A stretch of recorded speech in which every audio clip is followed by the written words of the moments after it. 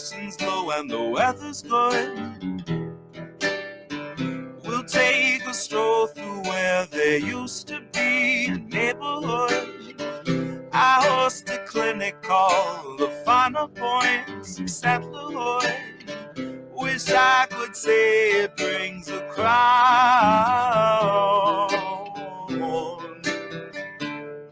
Oh, baby, down doomsday went about as well as you said it would.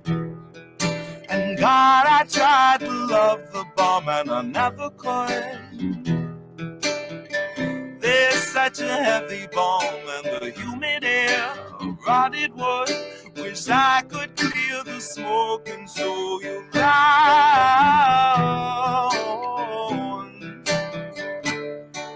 The meek will get the earth, though the earth will be long dead. The meek will gladly take what we can get. And when we meet the earth, if there's no earth to be found, well, we'll just join the poison in the ground. Oh, the poison in the ground. The poison in the ground. The poison in the ground. The poison in the ground.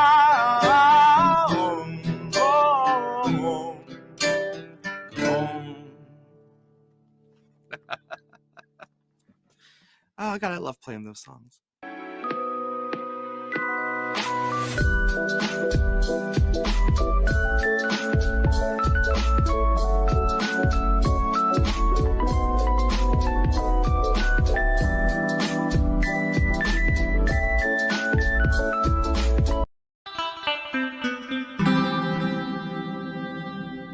Who are these people?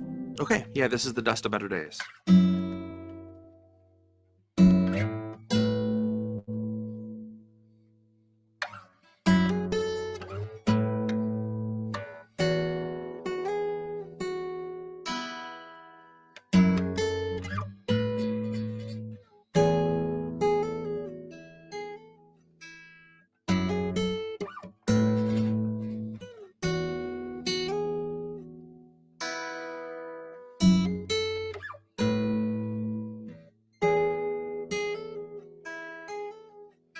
SWAT team took your neighbor today. Watched them as they walked him away. You told yourself extremists come in all different shapes. Met his eyes and lowered your gaze. But is it too late for us to ever change? We're collecting the dust of better days. They're always watching us, but we're never safe. We're not meant to be safe, not meant to escape, not meant to wait.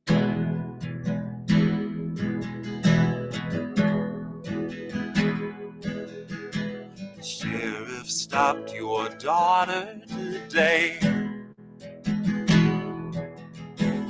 Pepper sprayed her twice in the face.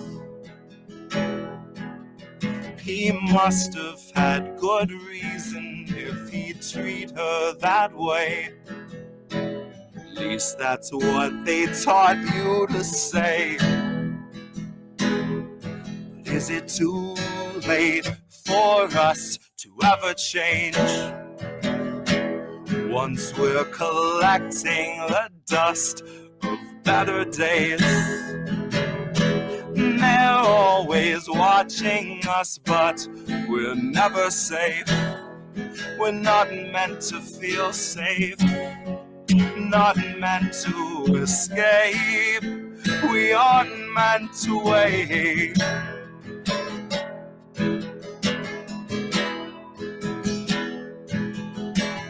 Feds arrived and had you detained. Said you'd made some posts they want changed. Tased you till you felt like you'd forgotten your name, or life before they had you contained, or life before they had you contained, oh, life before they had you contained.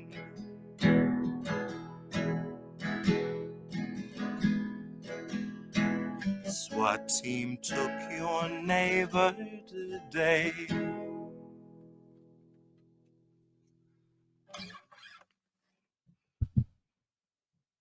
And that's a dust of better days.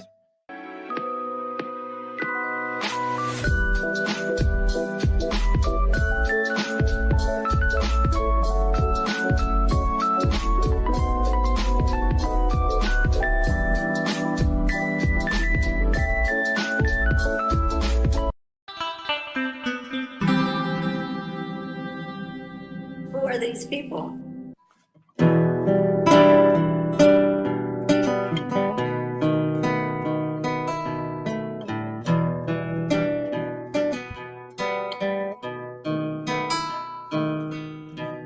Welcome to the future.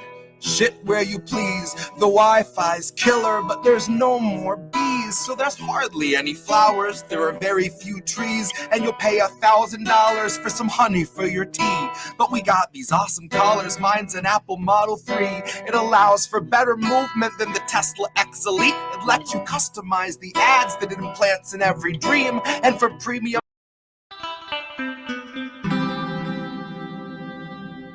Who are these people? This is song, blatantly enough, is called Welfare. When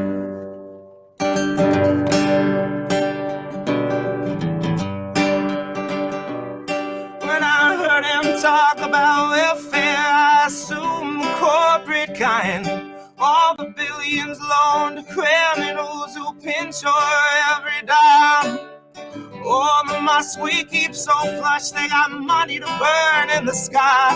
Well, they see useful clowns out punching down on folks in a food bank line. Think you got a little propaganda on you when you soaked up all those songs, 'cause you're following the son of an ember miner on a place called X.com.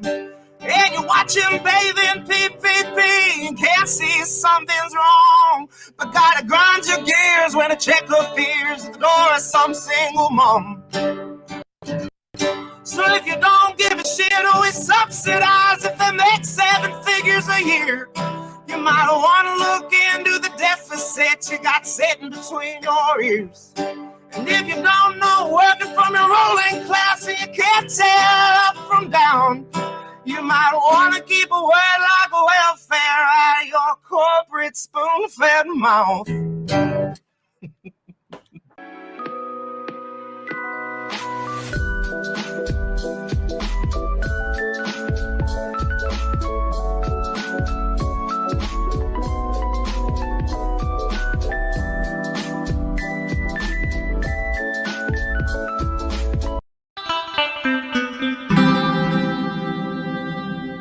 Who are these people? This is Sunday Morning 40.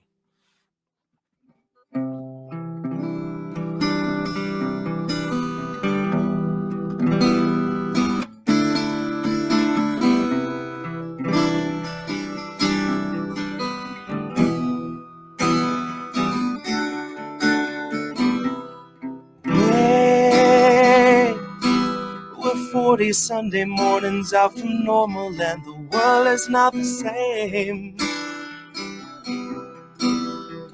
You said you waited for a warning, but the warning never came. Don't shine a light in my face.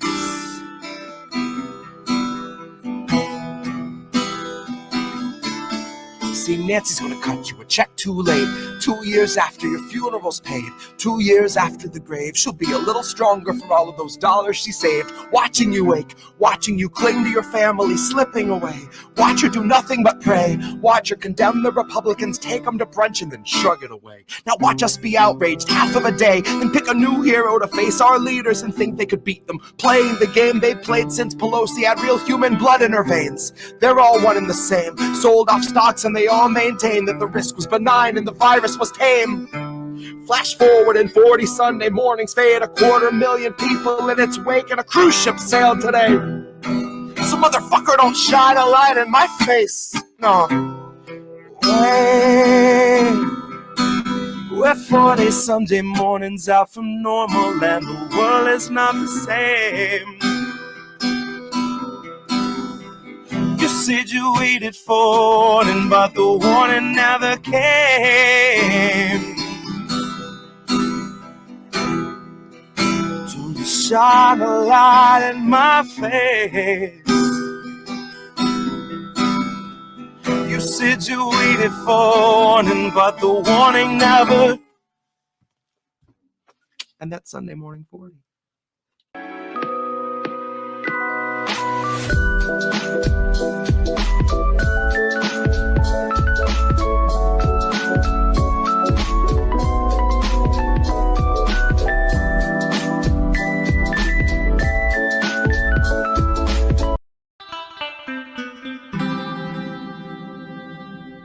Who are these people?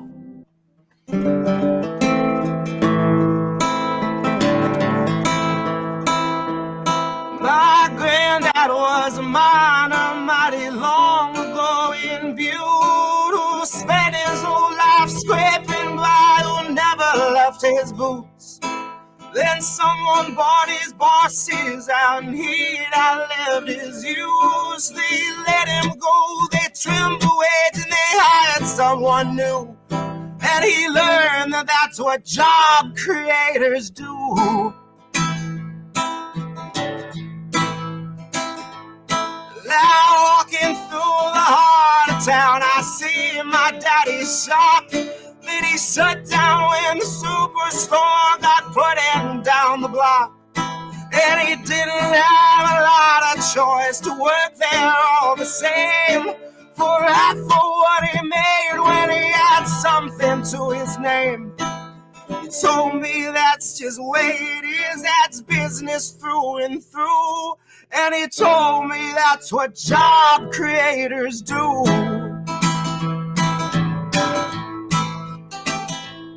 Well, I watched a lot of poverty start blooming in this town, and I seen too many families out sleeping on the ground. When I offered help, I got harassed by Sheriff Brown as he gripped that kind of grin that says I'd love to put you down.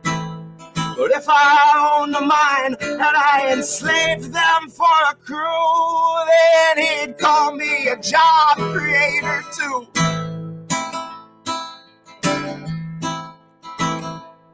They'll tell you how 1,000 miles are hungry for your bread, and they'll say that to succeed you need to step on people's heads. Those suckers might be starving, but it's better them than you. They'll tell you that's what job creators do. No, Indy left. What is happening here? To check out IndependentLeft.news. The Indie News Network. Indie Left News. Oh, hey, Indie Left. IndependentLeft.news. Great work. Indie Left News. IndependentLeft.news. Independent Left News. Shout out to Independent Left News. Shout out. Oh, what's up, Independent Left? Indie Friend Left. show. Thank you, IndependentLeft.news. The INN, Indy, you're wonderful. I think Indy was onto something. Independent News Network, Indie News. Yeah. What's up, Indy, over on Rockfin? Independent News Network, also known as INN. Indie Left News. I don't know if I would have made it through that 3 weeks without Indy, honestly. No, I was just going to ask Indy. A huge thank you and shout out to Indie Left. No, you know what we're doing? We're world building, Indy. Indie Left News. You were doing the INN recruiting. Indie News. Independent Left News. Shout out to Independent Left News. Check out Independent Left News. At Kennedy News. I see Indy's in the chat. Hi, Indy. Okay, great. Bye. Okay, bye. No, hi, everybody. Hey, it's Indy, and who's this guy? Fish Eye. It's me. It's Reef. Yeah, we're back. We're back. I'm so excited to be back. First of all, thanks for being here. The 11 of us that are here now. So thank you. But this is How Do We Miss That? Once again, it's not Nobody Wants to Work Anymore. It's How Do We Miss That? We're back to How Do We Miss That? How Do We Miss That is back, and I'm excited for that. One more time. No, we're You gotta say the name one more time. We're gonna get to that in a few minutes, but well, I just wanted to. Yes, we missed Sabby. We've missed a lot of people live lately because we've been super busy. I actually went with my family to the apple orchard today and to the farm, and tried to unplug. Which family number one or family number tried to. Oh, stop that, dude! Listen to this guy. All right. Wow. Yeah. We've been doing a whole other show, and we've been doing a couple of whole other shows. We've both been real busy. I've been writing a couple of articles. We're going to read one tonight. So yeah, it's just been a busy month. It's flown by. I've missed everybody, but not really, because I've been doing 3 other shows. So American Tradition last week was amazing. You saw a couple of the cuts from that earlier tonight. We played The Dust of Better Days. That has been, and then I started off with I don't even remember Stroll Through the Ruins. That's what it is. Sorry, I'm glitching out here. So we had a Stroll Through the Ruins to start, and if you haven't heard that, go back and listen to it. It's amazing. And we also just published it today on INN YouTube, so you can listen to it there as well. All right, so welcome everybody to How Do We Miss That? How Do We Miss That is a show featuring articles written by independent journalists who expose corruption, cover workers' organizing, and environmental crises, damn it, while challenging corporate establishment narratives and talking points. Faster. No! New episodes stream live Sunday nights at 10 o'clock. Hey, that's when this is. Eastern on our YouTube and Rumble, Twitch, Rockfin, Substack. Yeah, we're live over there. Facebook, Telegram channels.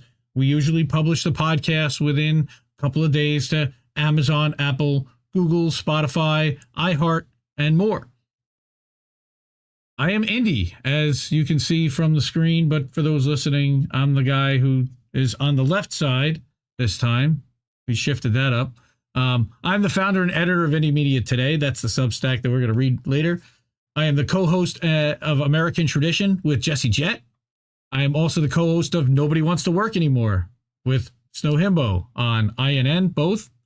And I got this guy sitting next to me. He's Reef Breland. Say hi, everybody.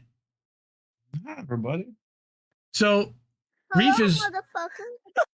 Yeah, well, hello. Reef is INN's technical director. All right. He is the creator, engineer, and co-host of INN News, which you can see Wednesday nights on Indie News Network, which, by the way, we are all members of. We are co-founders of Indie News Network, which is a collaborative family of independent content creators. And you can find all our channels at inn.network. We made it easier for you. inn.network. Somebody told me that if I tell people to do 3 things, that they're not going to do them all. So all I'm going to ask you to do is share the link out today. I'll tell you later to hit the thumbs up. But right now, share the link out. Tell people we're live. Share it out, please. Share it out to Twitter, X, whatever the hell you want to call it. Share it out to Telegram. Share it out to Facebook. Yeah, people do actually watch on Facebook, believe it or not. Hi, Facebook. Facebook's watching. Share it out everywhere. Please. We need help. We're being suppressed to crap. I mean, the tweets previewing the show even were just, they went to people in DM threads, and that's basically it. So we've got some stories for tonight, as usual. That's what we're here to do. And then we're going to do some boats. Everybody loves boats. Hey, what's going on there? Hey now, that's not the right thumbnail. What's going on there? Hey. That's the right one. No, that was the wrong thumbnail. That was the anniversary thumbnail. But that's all right. We've got the right thumbnail on the screen coming up. So let's go to that. And let's go to that. That's the right thumbnail. Hey, but man, what in Cheaper's name? Tell it to be nice. Be nice. It's not being nice. It's not being nice. Okay. All righty. We'll just. I'll do it live. All righty then. We'll do it live. All righty then. Well, okay. Well, we'll do it live. We'll do it live. Thank you. All righty. So. Thank you. We have some stories this week. Now, this week we only have 3 stories because we're going to go deep. And I'm raving mad right now. And this is why I'm raving mad. And I've been talking about this for a month. Reef's been laughing about this for a month. Yeah. And man, if these guys are not, for one thing, they're certainly predictable. Okay, so by the way, who is this? This is Sean Fain. He is the president of the United Auto Workers, or the UAW. Cowboy Kitty. Fuck progressive insurance. Yes, fuck progressive insurance. Sure. That's our brother. But I saved a lot of money in my car insurance. That's by switching to Geico. Anyway. Oh, yeah. Progressive's Flow. I forgot. Right. Progressive is Flow. Yes. Rick Solis is here, too, from Texas. I just wanted to say hi to Rick because he's fams. Anyway, we've got to get to Sean Fain. Wow. What is going on with the UAW? Well, first thing is, as you saw in my stream title, maybe, or somewhere in the description, corporate media is completely lying, bamboozled, disillusioned, selling a narrative, and they're desperate to sell a win. So, thankfully, there are a few excellent publications that are willing to be brave enough to challenge the unions, because they certainly need to be. And that's the union heads, not the rank and file workers, because the rank and file workers voted for 97%. We're going to talk about this. They voted 97% to authorize a strike. So we're going to go back to 1st August 23rd. This is before the strike action happens. This is before the workers even vote on whether they're going to authorize a strike. And this is someone at Socialist Alternative that is begging the UAW members to vote for a full strike and for leadership to go further than the UPS leadership. Okay, and I'm not going to read all of this because I have a bunch of slides here that I've prepared, but I've set this up because I really think that everybody needs to take a closer look at what's going on here. And we see the auto workers are actually being screwed over by leadership, whether it's being sold or not. Let's look at why, and I'm going to make the case here. So they're saying here that Sean Fain, and we're going to let Reef take over here a little bit because I've been doing nonstop talking for 12 minutes or so. But like the Teamsters leadership, I'm going to read this part. UAW also has new leadership elected on a reform program. And again, UAW's new reformer president, Sean Fain, is promising to take a more fighting rank and file approach and strategy to the big 3 contract campaigns. Again, this is before the strike, which happened on September 14th. And I've got a timeline down later on.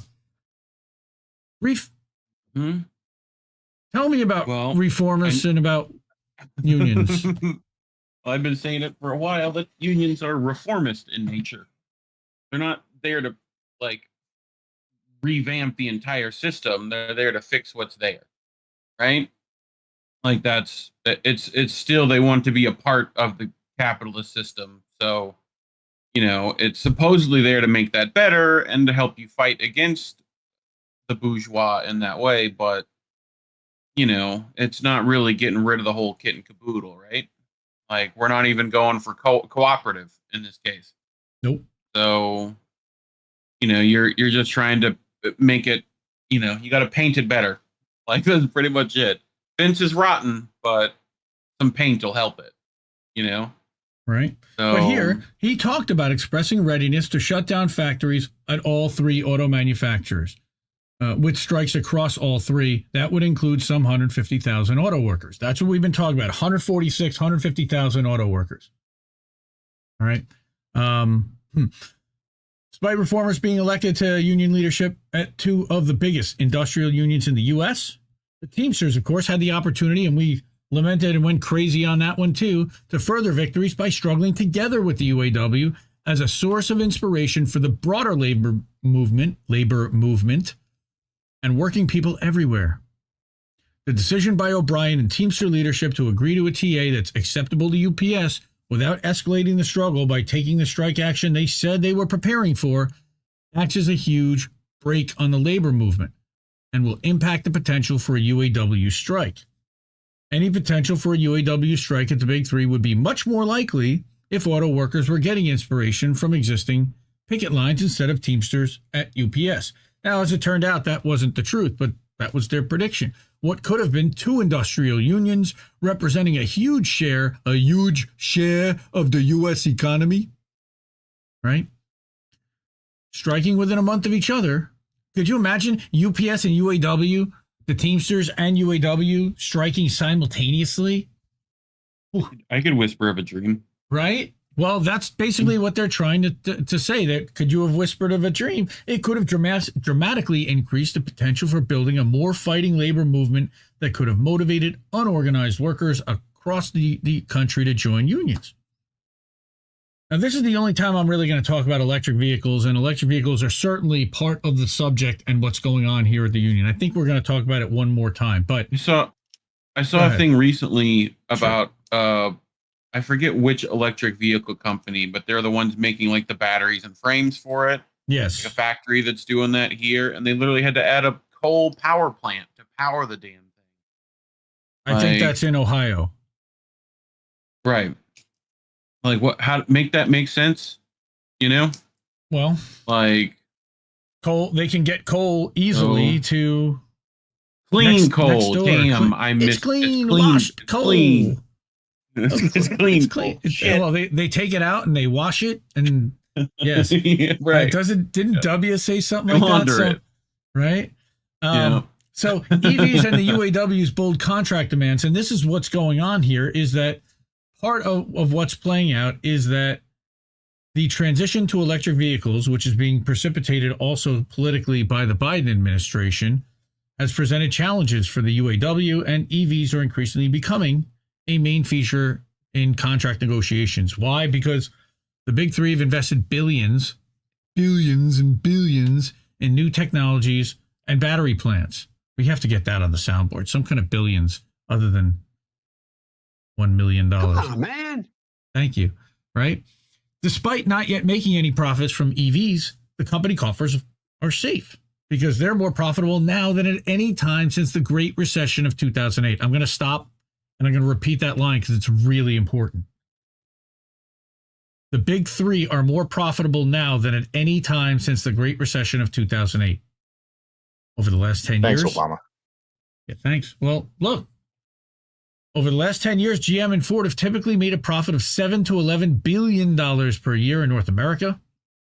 Stellantis, who's the smallest of the three, usually has earned somewhat less, but has already profited $12 billion in the first half of this year. Jesus Christ. Which is a 37% increase over last year, and the equivalent of what the other Big Three usually make in a full year. So the money is there. Yes, I know, Greta. Yes. UAW Reform Caucus. So this is how Sean basically got elected. So when Sean won the UAW presidency, he ran as part of a reformer slate called UAW Members United, and all 7 of the slate's candidates won their leadership elections. They were backed by Unite All Workers for Democracy, which is another group, a reform caucus, of which he's a member. And the slogan for that reformer slate that they ran on was no corruption, no concessions, no tears. So they're hopeful that this could indeed be a breakthrough for the UAW to rise again. But here's what they should do. They should escalate their contract struggle with the big three, prepare to go further than the Teamsters did with UPS, which they have. The UAW needs to seriously prepare for a strike, which they kind of did, but they included organizing practice pickets. I didn't hear about them doing that. They might have, like the Teamsters did. Teamsters leadership talked a big game about striking, but ended up agreeing to a TA that paled in comparison to what could have been won with a strike. That's an opinion, and I agree with that opinion. A lot of people will disagree, but they had nothing to lose. They had already agreed. I mean, the UPS, with 5 days out, had already agreed to this. Right. If you continued to say no, maybe they would have agreed to more. But they took the first deal that was offered to them. Huh? As like every union has been doing. Dude. The UAW should not make the same mistake and instead be prepared to actually go through with a nationwide strike with pickets at every big three factory. Solidarity. This was again August 23rd. Now what happens? Like WGA, first deal they take. I'm going to bring you right up to what happened on Friday.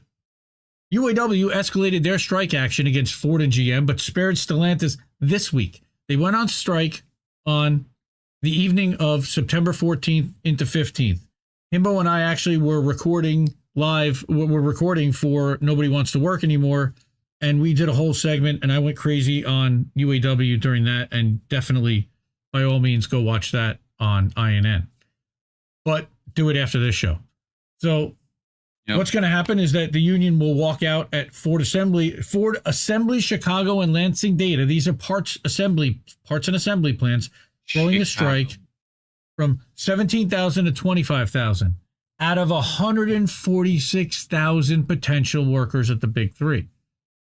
Where's Ford Assembly Chicago? Do you know? I mean, it's Chicago, but I'm not. You get kid out there. I'm not sure exactly, no, but that's probably a good idea. So I have some of those occasionally.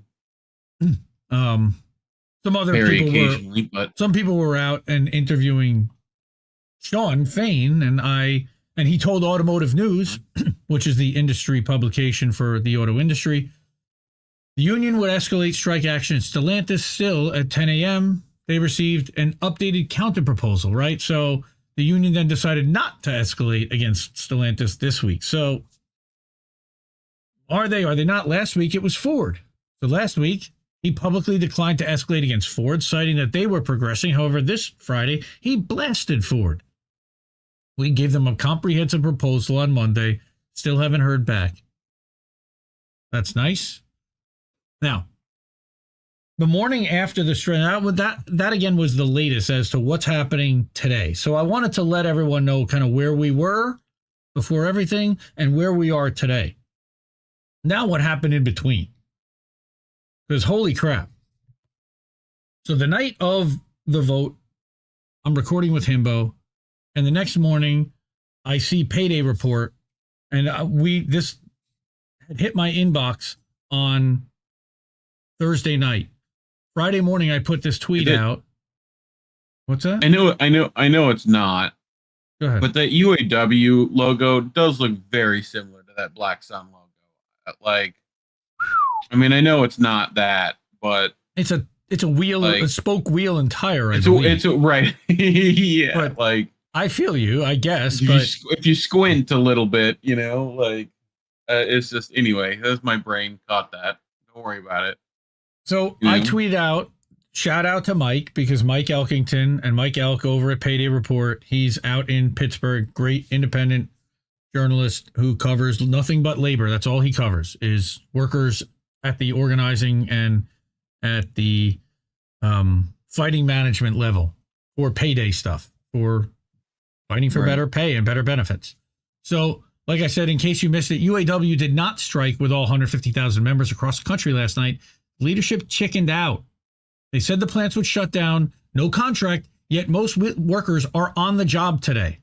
shout out to Payday Report and Mike Elk for putting out the report that at 10 o'clock p.m., Shawn Fain went on a national call and told everyone that he was only going to authorize a strike right now at 3 non-strategic locations. So, which that's like we're gonna strike some non-strategic targets. What? Right. What? They're like parts plants. They're like parts plants that only make parts that deliver to dealerships, but don't impact the actual building of the cars that impacts the profitability of the OEMs, of the manufacturers. Hold up. Wait a minute. Something ain't right. Yeah.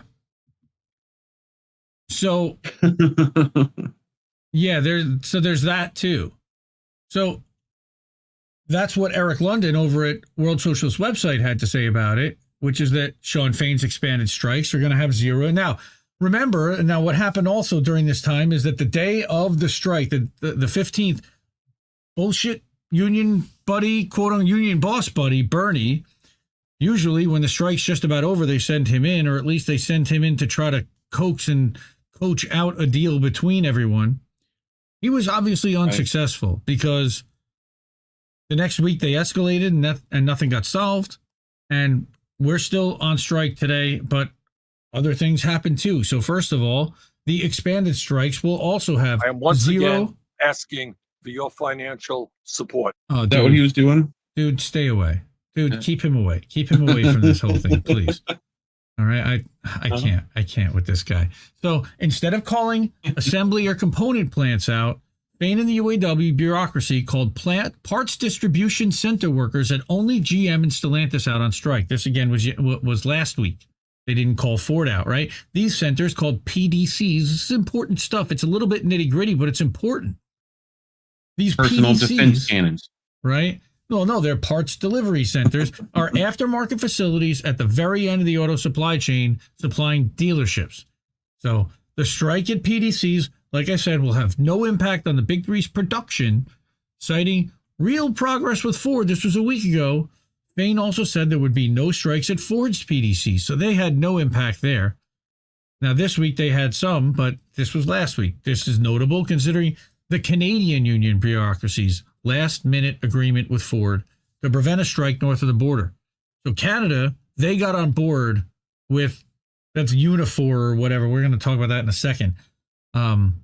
Workers have been given no information about the deal that they're being told to vote on this weekend in Canada. Oh, yeah, there was that too.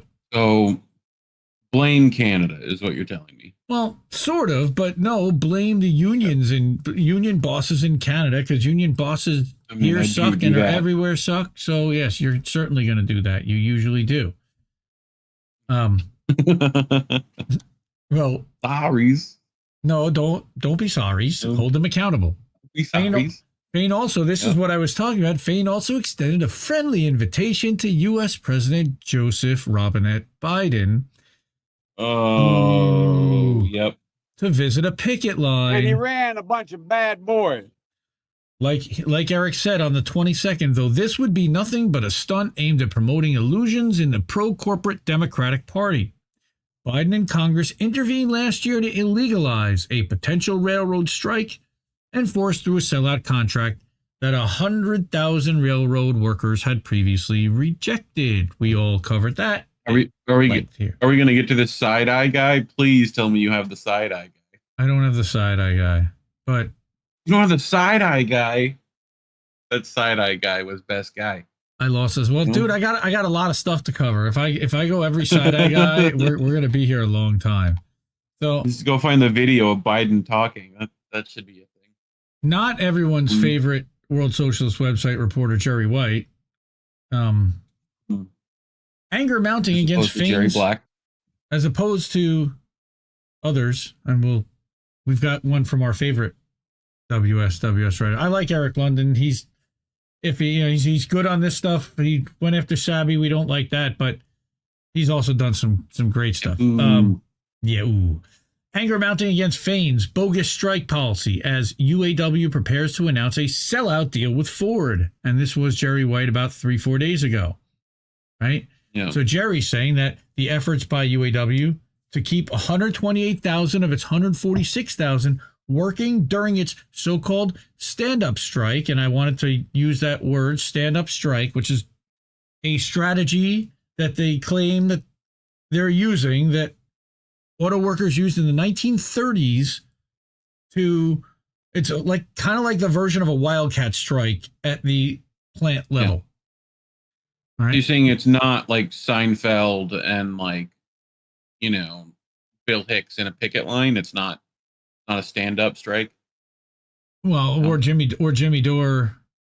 Well, Jimmy Dore would visit a picket line, but stand-up strike. Yeah. He wouldn't visit a picket line to do gigs, I would guess. So stand-up strikes, I would say is probably. Although with his back, he might sit down a lot during that, but it's okay. But here's the thing: this is what we predicted would happen. Would be resentment inside the factories that are not on strike, which is inside the non-striking factories. Anger is mounting over the increase in line speeds, unjust suspensions and firings of workers who have no protections under expired contracts, and the reduction of hours, particularly for temporary workers living on the edge of poverty. Now, temporary workers are still union members, and this is what's going on here. The struggle of auto workers is at a critical juncture. And Jerry White, don't always like him, but this is a good article here. Everything depends on rank and file workers taking the initiative and turning the UAW's phony stand-up strike into a real strike involving all 146,000 GM, Ford, and Stellantis workers. Workers in every non-striking factory should communicate with each other. That's what we've been talking about, is communication among the rank and file is so important, and raise the demand for the immediate convening of emergency local union membership meetings where workers can discuss and pass resolutions to call out all members in an industry-wide walkout. Like, that's important stuff. Yeah, let's do that. And they can do that, but they just need to organize outside of their union leadership, which I don't even know if they're allowed to do.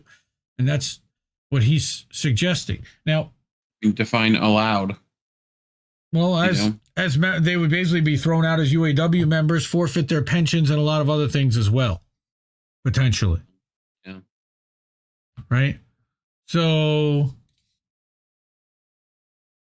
simple math, man. And this is what I wanted to put out there, is why didn't they put the full union membership out on strike? Why did they only strike at 3 plants? Well, part of it was, they're trying to make a deal, and they're trying to slowly drip out. Their strategy, quote unquote, is a ruse, in my opinion. It's a cover for this.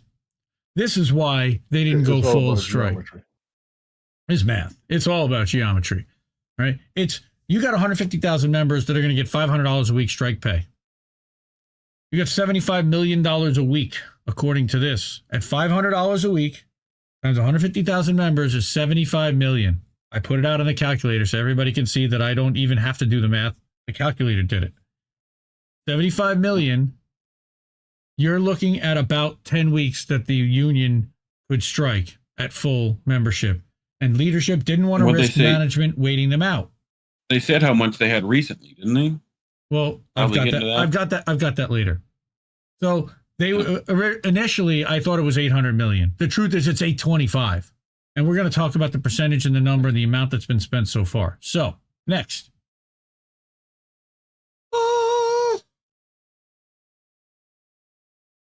No sound. Nope. No, I'm waiting for you. Oh, so Left Voice, our friends over there, Indie Media Award honorees.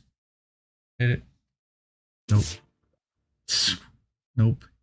I definitely put it. Oh, I know what's on. Let me fix. Hold on. Discord. Okay. Left Voice. By the way, Indie Media Awards are coming back. We're going to release the 2022 edition, or 2022 edition was last year. 2023 edition will be released in the next couple of weeks. We've been working on the list. We've been working on the website. Thank you, sir. Working on the list, working on the website. Got a whole new list of, in addition to, not in replacement of. Left Voice is still one of the top outstanding outlets, and they will still be Indie Media Award honorees, as will Consortium News and all the other outlets. So, thank you. And because of that, Left Voice gets that nice little logo. So this is our friend Tatiana Cozzarelli over at Left Voice, who wrote the article that had the headline that I went, mwah, you're beautiful, my friend. Biden's picket line visit. And Biden did come out and accept Sean Fain's invitation to visit a picket line. And they called it a historic visit. The first time a president's ever visited a picket line. Oh, oh. You know the thing. Oh, God damn it. Of course, it's historic for a sitting president to stand with striking workers. That's undeniable. But the lesson that Jacobin, who ended up publishing this fawning article about how he stands with workers now, that they want you and millions of ordinary people to take from this is the wrong one. Biden is not on the side of workers any more than the kente cloth wearing Democrats were on the side of Black Lives Matter. Ooh, that's so good. I love that. Come on, man. So good.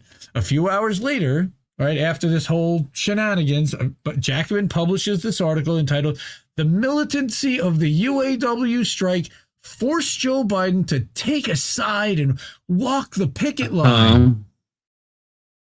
Whatever you say, Haas. Jacobin's right that Biden's visit to the picket line, thank you, results from UAW strike strength. Discord. But Jacobin is dead wrong in its assessment that Biden is on the side of the working class. Of course they are. Shout out to the Snow Himbo, who may or may not currently be in chat. If he's not, shame on you. I'm sure the wife is, you're good. I'm just playing. Anyway, Snow Himbo, I hate this week already. Oh, yes, all the shit libs went crazy when Biden showed up. Oh, he's the union-friendly president. Where's Side-Eye Guy? I'm gonna have to find Side-Eye Guy. We gotta find Side-Eye Guy. Yeah, you're gonna have to send me Side-Eye Guy. Anyway, Biden's visit to the picket line is part of a project of aligning the working class with the Democratic Party in order to win the 2024 election, especially in the face of an erratic Trump who won a big enough sector of the industrial working class to help carry him to victory in 2016. And it's part of a project of projecting support for the working class in order to quell struggles and create national stability under the hegemony of the Democratic Party in order to continue its strategic competition with China. Okay. Slow. Biden and the establishment. Yeah, it takes a second for Trump to come up. Biden and the establishment. China is... China. Yeah, China. Thank you. Wow, that was outstanding timing. I know, right? Biden and the establishment and Tony Bobolinsky are terrified. No, not put them. I'm sorry, who? Who? Tony Bobolinsky. What? Tony Bobolinsky? Oh, no. The Democrats. You know what? I don't want to get turned off on. Well, thank goodness we're live on Rockfin and Rumble, because they may turn me off for saying that name. I don't know. So Biden and the establishment are terrified that this strike could unify the ranks of the working class. It could unify the ranks of the working class is what terrifies Biden and the establishment. Did you know that? And reinvigorate a labor movement. Yeah, thank you. And reinvigorate a labor movement that's been growing stronger since the Red State Revolt of 2018. Whatever. Okay, sure. Except that Red State Revolt disappeared in 2022. Anyway. Biden is giving handouts to companies in order to make this EV transition. $2 billion from the IRA, the Inflation Reduction Act. To be exact, I see Spooky here. And most new EV plants are in the right to work South, which is notoriously anti-union states that are in those states. So further, Elmo Musk's, fuck you Elmo, Tesla is strongly anti-union and is already dominant in EV production. Unionized Tesla, as Chris Legion, who got booted off Twitter with his original account, has been yelling. Spoopy is here. Spoopy! You call me Schmoopy. In other words... You call me Schmoopy. You're Schmoopy. You're Schmoopy. You're Schmoopy. Sorry, go ahead. Continue. Are you done? Are you done? I mean, I might be. Anyway, yes, Elmo. Elmo is definitely, you can't take anyone seriously named Elmo. Just like you can't take anyone seriously named Booby. Yeah, he's running independent. Keep that going. Stop insulting boobies like that. In other words, the Biden agenda can hardly be described as on workers' side. Instead, it is anti-worker and pro-imperialist, giving lip service, making promises, and offering the workers only the most thinnest reforms. Yes. Now, if workers are to ensure that EV plants, the new EV plants, POW, are unionized and provide high wages and good working conditions, they'll have to fight for it. Except that what's been happening is that the automakers have been making joint ventures with other battery companies in order to produce the electric vehicle parts and components, and they're not unionized. So they're getting around the UAW with that. EV plants require less labor than those that produce gas-fueled trucks. That's actually a good thing, but this transition to EVs is not a good thing because they're going to be able to control you a whole lot easier with EVs. And we can talk about that another time, but the demand for 32 hours work for 40 hours pay will become increasingly essential to keep all workers hired and working as increasing numbers of plants are turned into EV facilities. Sure. This is what I agree the most with on Tatiana, was that we need independent working class politics. How about that? We don't talk about that here at INN at all, right? Jacobin laments the de-alignment of the working class with the Democratic Party. He laments that. As Matt Karp says directly in the title of his Jacobin article, de-alignment is real, we can help reverse it. This is the wrong approach for socialists. We should not work to reverse the de-alignment. Instead, we must strike while the iron is hot. While the two capitalist parties seek to align the working class behind them, the working class should build its own independent power, its own independent party. UAW President Shawn Fain is right in his statement against Trump. We can't keep electing billionaires and millionaires that don't have any understanding what it's like to live paycheck to paycheck and struggle to get by, expecting them to solve the problems of the working class. I think he literally took that from Bernie. This is as true for Biden as it is for Trump. It's true for for the Democrats and Republicans represent the capitalist class, or call it the owner class, because they own all the property. Now, World Socialist website, same day that Eric London published his article, when it got scooped that Joe Biden might visit a picket line, David North, who's I think the managing editor over at World Socialist website, he called out, middle-class journalists are of course impressed. Oh, I can't speak.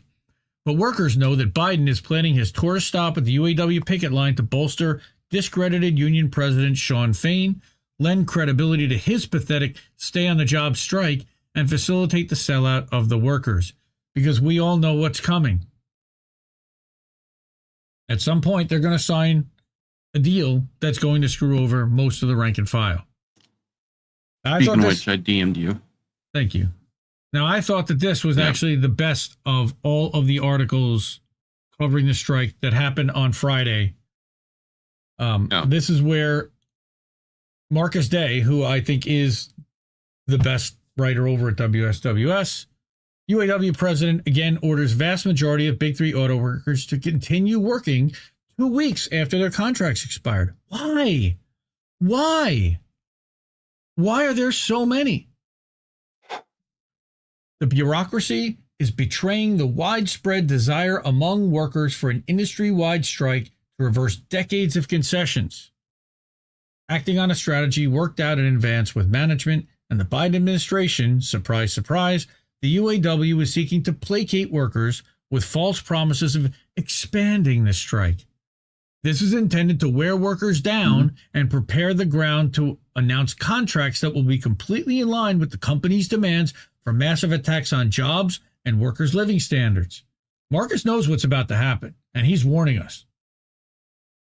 But in contrast to his previous live streams, Shawn Fain did not even provide cursory summaries of what the companies are supposedly demanding, nor did he make any reference to specific wage increases, pensions, retiree health care, or shorter work weeks.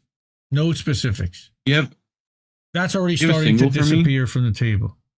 Sorry? Do you have a single for me? Or how do we miss that? I believe. Might not. Okay. Here, I can pull this up. I believe I do. If you put me on a single. Bring it. Look at Side-Eye Guy. Oh, Side-Eye Guy. Yes. I was like, Side-Eye Guy? Side-Eye Guy. Side-Eye Guy. That guy. I love that guy. And Side-Eye Biden Guy. at the UAW bigot. Yes. Look at Alex Knight's got the best clip of that. Is this guy? Yeah, I think Lucy actually made that her profile pic, as did others. Profile pic? Yes, Yeah. yes, she did. Just kiss on that. Yeah, that's outstanding. So, thank you. Thank you very much. That definitely needed to be included. You're welcome. So, yeah. Throughout the entire time, that was Joe Biden's, by the way, 15-minute visit, of which he spoke for exactly 2. Showed up, did a little wave. It was like Queen Elizabeth showing up, but the Pope. It was like, oh, the Pope, the Pope, the Pope. Ah. And the corporate media and the progressive media, they wet their fucking pants, man. Oh, my God. Yeah. They wet their pants. Oh, my God, it's so good. Oh, my God, he visited a picket line. Dude, I want to hear any conversation he had with a worker. I want it recorded, and I want to hear every single word that mumbled out of that clown's mouth. I'm sorry. They wouldn't let him get anywhere near an actual worker because he would be a clown show embarrassment in anything the man said. Oh, you're on strike.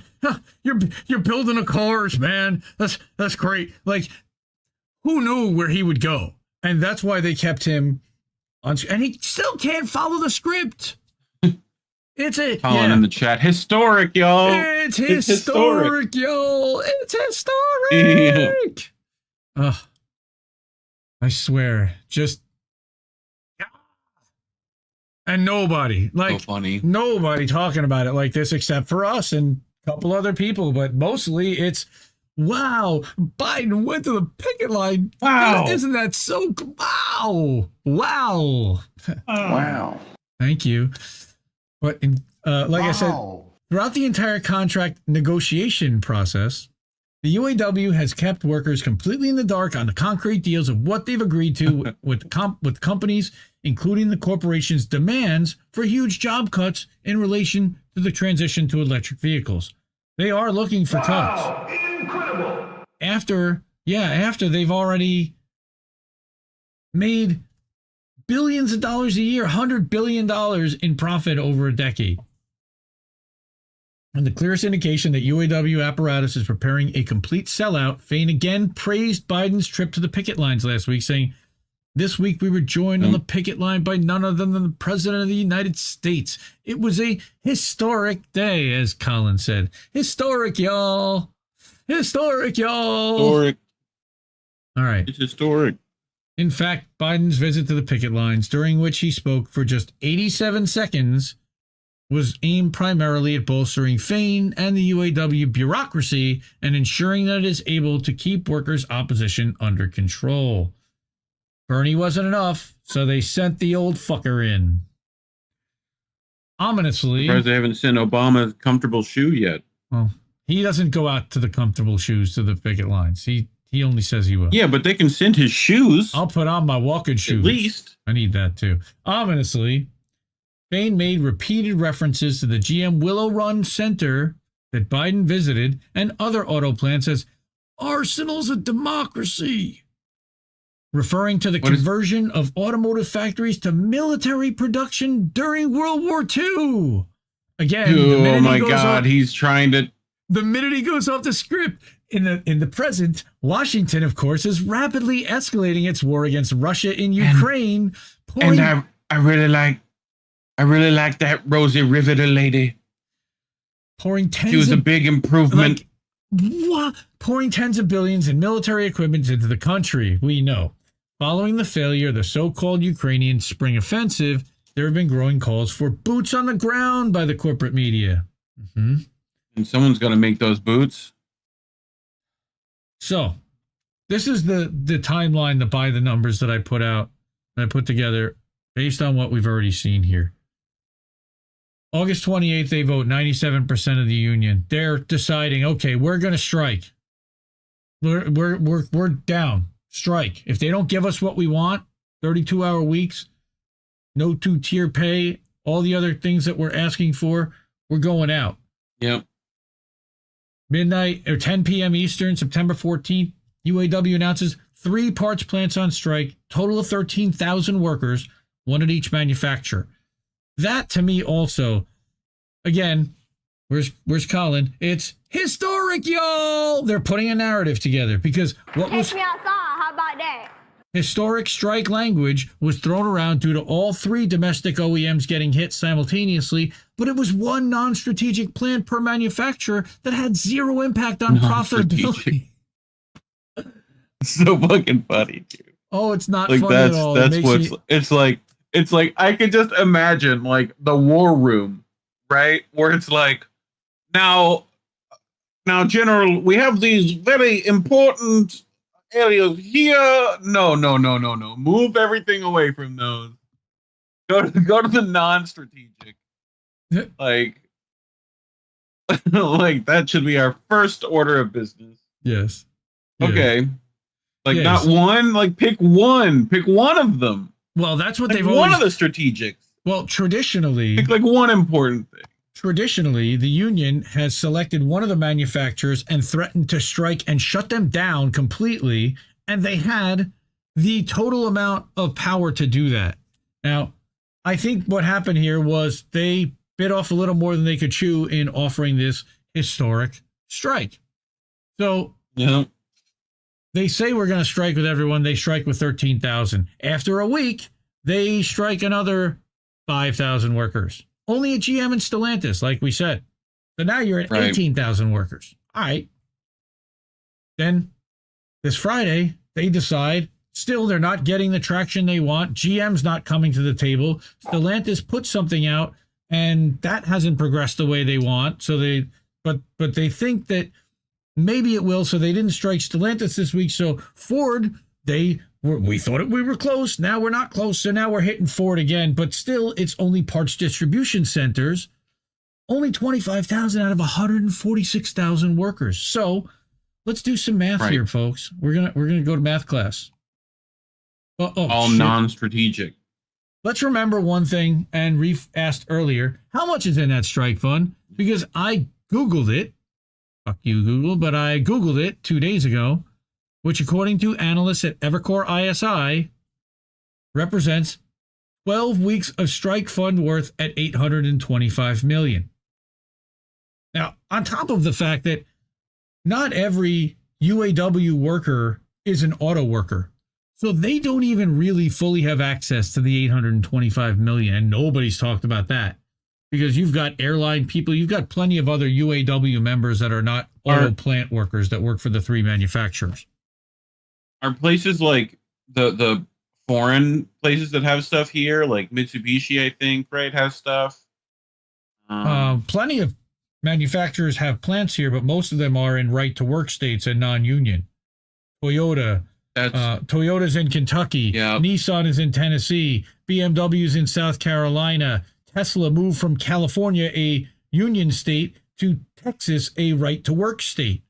You've got manufacturers that are moving from union to right-to-work states because it's better for the capitalists. We know why. So here's where we're going to go to math class. Damn it. God damn it, Bobby. Janet. Damn it, Bobby. I got to get that on the soundboard, too. Dang it, Bobby. Total strike fund, $825 million. First week, 13,000 workers, $500 a week. That's $6.5 million for those who are counting at home. Week 2, they go up to 18,000 workers. That's another $9 million for that week. This week, we're at 25,000 workers. We're at $12.5 million. People are going to call him brilliant because he's only spent so far $28 million of the 825 million, which 25 to me, million. 28 million. 16, 6 and 9, 15.5 and 12.5 is 28 million, which is 3.3% of the 825 million. Let me repeat that. They've been on strike for 2.5 weeks, and he's spent 3.3% of their strike fund. Yep. And there's 121,000 workers still on the job under contract, not working without contracts, that are randomly being fired here and there. And I couldn't cover everything with this story, though I really wanted to. There's a lot more. There's Pinkertons that are coming in and physically hitting and hurting the workers from what we are hearing. We are hearing about corporate violence against striking workers happening. That somewhere in Michigan, somebody ran over a worker with a truck or with a car. When you saw the scabs. Right. Like, there is a lot more to this story than we were even able to cover in the 45 minutes that we've been talking about it, or so. Please continue to look up geometry. I'm going to put all the links to all the articles, and we pulled from like 10 different articles in this segment. Look at all these publications. Support these people that actually are in support of workers, because there are so few publications. Breaking Points wetting their pants. TYT wetting their pants. All these clowns. The Vanguard. Oh my God. Thought that what we were talking about here and why the actual workers are being screwed. What do they know about labor? Dude. It is Gavin's special living wish to be roasted by his favorite comedians. Dude. Who? Yeah, exactly. So, well, he got that. Let's see their reaction to what serves as Vanguard, and then we'll talk to those. Can you stop embarrassing yourself? Oh, get him off too. He's even worse. He also wet his pants. He wet his pants over Joe Biden went to a pit. Oh my God, he went to a picket line. Oh my. Ask them. Yeah, they're all ask them clowns. Oh my God, I'm so embarrassed. I even like these idiots ever. I'm sorry. I'm sorry to whoever. Get serious. These people. Who are these people? Hey guys, we got a merch store. IndependentLeft.shop. We also have INNmerch.com. I got to get that up there somewhere. INNmerch.com will get you to this store, as well as to the INN store and to the Big Mad Crab store. Buy some merch from Big Mad Crab and support our thumbnail guy and our creative director, Big Mad Crab. Oh man, I'm spent already. Shut up and take my money.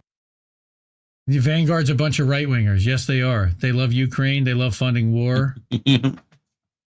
And they love shitting on actual anti-war activists. Yes, that's correct. They're garbage. And I have no qualms about saying that anymore. All right. So how are we doing, everyone? Who? We got we got a decent number here. Check it out. Check it out. Crab is in the chat. That math ain't adding up, fam. No, that math does not add up. Something is rotten in the state of Denmark. So there's something else rotten. Would they get Andrew Yang to do that math? You know? No. Well, they could. Mm-hmm. I think we're all in that boat mostly. Yes, we are, Cowboy Kitty. We are mostly all in that boat. We're fucked. Let's get a little Misty going here. We're fucked. Thank you. I need to add that to the things that we like. The regulars.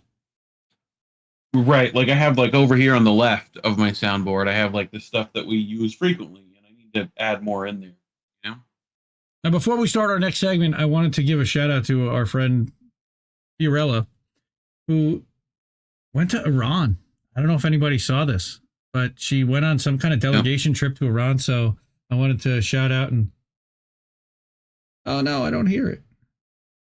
Maybe you guys hear it. I heard it. Good. I don't hear any of those, but I got that thing where it's sending to the wrong thing. But hey, I love that sound bit that he grabbed that. We've got members in chat. By the way, you can subscribe to YouTube membership for the channel on INN, Indie News Network, youtube.com/Indie News Network. Become a subscriber for as low as $2.99 per month. You get these little badges and icons for chatting. Yes, who are these people? I've also been releasing every week an early segment of Nobody Wants to Work Anymore, about a day in advance for the members as well as for the patrons over at patreon.com/Indie News Network. You can go check it out over there and subscribe, support independent media, because we could use every dollar. And we got a couple this week, and thank you so much for our new subscribers. I don't know if I got everybody on this list. It's getting so, thankfully, between all the super chat donors and you can leave a super chat, by the way, over on YouTube, but all the donors and all the subscribers, thank you. We're gonna have to make a slide now. I think that's the next step, because we're getting a nice number. And thank you so much to everyone for supporting us. And we're still kicking, and we're just growing. So this guy is CJ Hopkins. We've talked about this guy quite a bit. We've covered a bunch of his articles, and we've talked about his case and his story and what's happening to him, who lives in Germany. So now let me go back here for a second to us, and let me turn this off and escape out of here, because now we got to do it live and go to this. Do it live. I'll write it and we'll do it live. CJ Hopkins is over on Substack, cjhopkins.substack.com. He also has a website called The Consent Factory, consentfactory.org. So what's been happening is that CJ has been prosecuted for publishing a book cover and for a subsequent series of tweets promoting said book. So I'll read from CJ here. So the Berlin state prosecutor has launched another criminal investigation of me. Apparently, I'm being charged with the reporting on the original investigation of me that the Berlin state prosecutor launched in June. He's being prosecuted for reporting on the prosecution. Yep, very Kafkaesque. What happened is the prosecutor visited my blog and read a column I published in July, which we read here, the criminalization of dissent revisited, which included screenshots of the alleged hate crime tweets that the original criminal investigation is based on, and that resulted in the order of punishment that the Berlin District Court handed down 2 weeks ago. Yes, the order of punishment. So the prosecutor opened a new criminal investigation and sent my attorney an official notice explaining the gravity of the additional charges. And who's charging? The Ministry of Truth or Big Brother himself? The German Ministry of Truth. Das German, ja. Ja. Ja. Ach, mein Handy, ja. So the charges are of the utmost gravity. I am officially accused of relativizing or minimizing the crimes of the Nazis by republishing the 2 tweets that I originally tweeted. And once again, here are the tweets, and he's going to republish them again. Yep, again. Yep. He says, the white balance on that is good, that way we're fine. He says, yes, that's right. I just published them again, and I'm going to explain why I published them again. Oops, I did it again. I love CJ. Yes. I played with your heart. I'm not going to explain them again. I've explained them in several previous columns. I've explained them to Matt Taibbi of Racket News, Max Blumenthal of The Gray Zone, James Freeman, Patrick Henningsen, Elena Louise Lang, Dirk Pullman, and Christine Black at Brownstone Institute. Forgive me if I'm forgetting anyone. Well, unfortunately, we're not on that list, though we would love to be. I explained them to Stefan Milius of Weltwoche and another journalist at a big Swiss newspaper. My attorneys explained them in German to the prosecutor and to German audiences on Kontrafunk. Sorry. I'm sure I'm wrong butchering that. RT published a piece explaining them. I believe that they've been exhaustively explained. Now, not that they ever really needed explanation. You'd have to be a certified moron to believe that they minimized or relativized in any way made light of the crimes of the Nazis. You and I are not certified morons. Neither is the Berlin state prosecutor. I would argue that neither is the District Court of Berlin. Not to put too fine a point on it, the charges are horseshit, and everyone involved knows it. They are a blatant pretext to crack down on dissent. Yep. Yep. Okay. Now let me explain why I just published the tweets again, knowing full well that the Breland State Prosecutor is probably going to read this column, become extremely agitated, and charge me with additional hate crimes. Quote unquote. Because, of course, they're ludicrously not hate crimes. No, I'm not a glutton for punishment. He's not a glutton for punishment.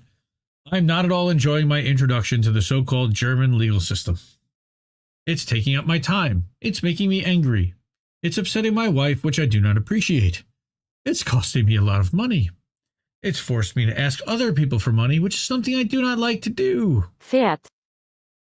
Yes, that's sad. It's screwing with my sleep. It's distracting me from my work, and so on, which is exactly the point. The goal of horseshit prosecutions like mine and those of many other dissidents currently is to A, punish us for speaking out against new normal totalitarianism by making our lives as miserable as possible. B, to make examples of us to discourage others from speaking out. And C, to intimidate us into shutting the fuck up. Since it's German horse shit specifically. Pferdescheiße. Pferdescheiße. That's it. That's how we do that. That's foul. I will say that that I had a personal friend turn to me who knows what I do, and though he knows that I'm, indie, but he knows my personal life, and he says, they're locking up people, and he heard about the Cop City stuff. He's a total normie. He watched something about something, and he's got relatives in Georgia. Ooh, Cop City. Lamb. Yes. Yeah. Stop, Cop City. Shut that the hell down. Lamb. So he's worried because he heard that activists were getting arrested and activists were being prosecuted and charged with domestic terrorism. And I said, yeah. And he said, you got a family, man. You can't fuck around. And I'm like, well, yes, but if I can't sit and watch corporate TV knowing what I know now. I can't go back. So now what? I have to fight system. So that's what I'm doing. So that's what we do. Totalitarians. Well, as the BC Boys said, you do have to fight for your right. Yeah. Well, okay. Totalitarians, fascists, and other power freaks are essentially just glorified schoolyard bullies.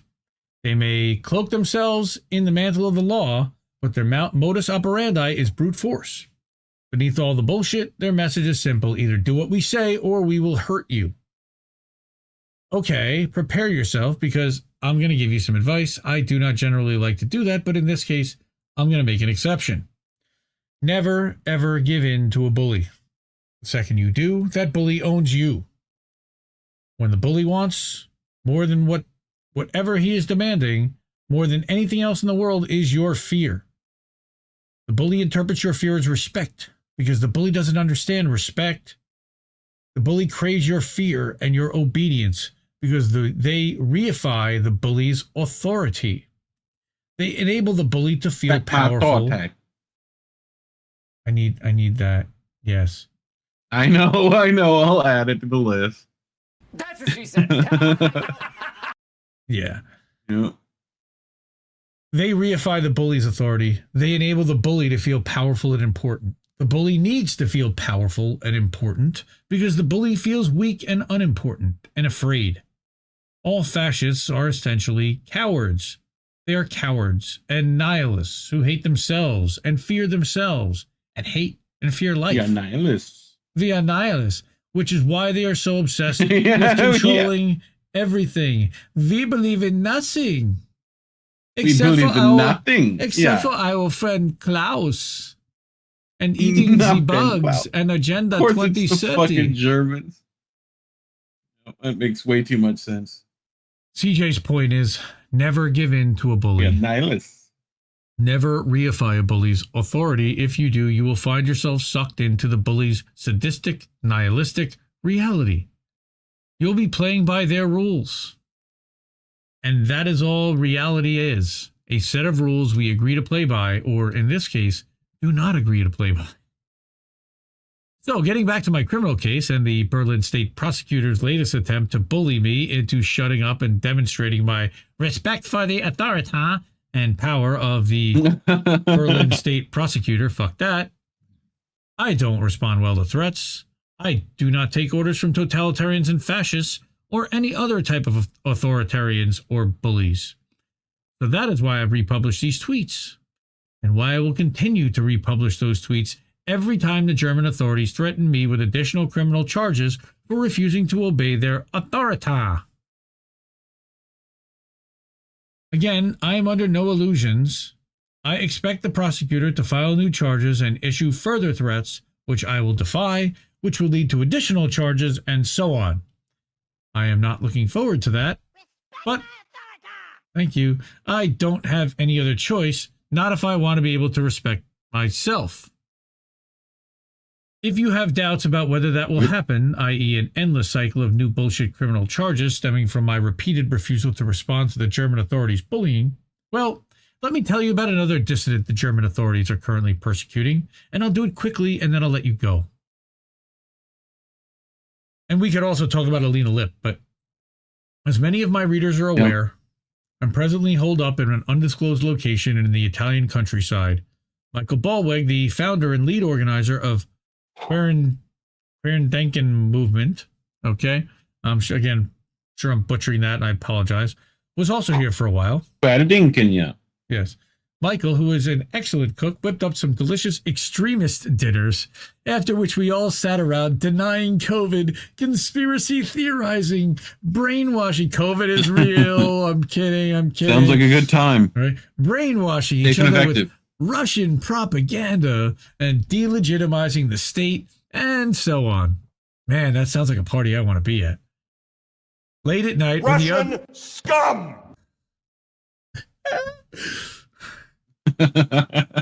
Late at night, where the other extremists were sleeping, Michael and I discussed our criminal cases. Michael's case is a bit more serious than mine. Michael just spent 9 months in jail.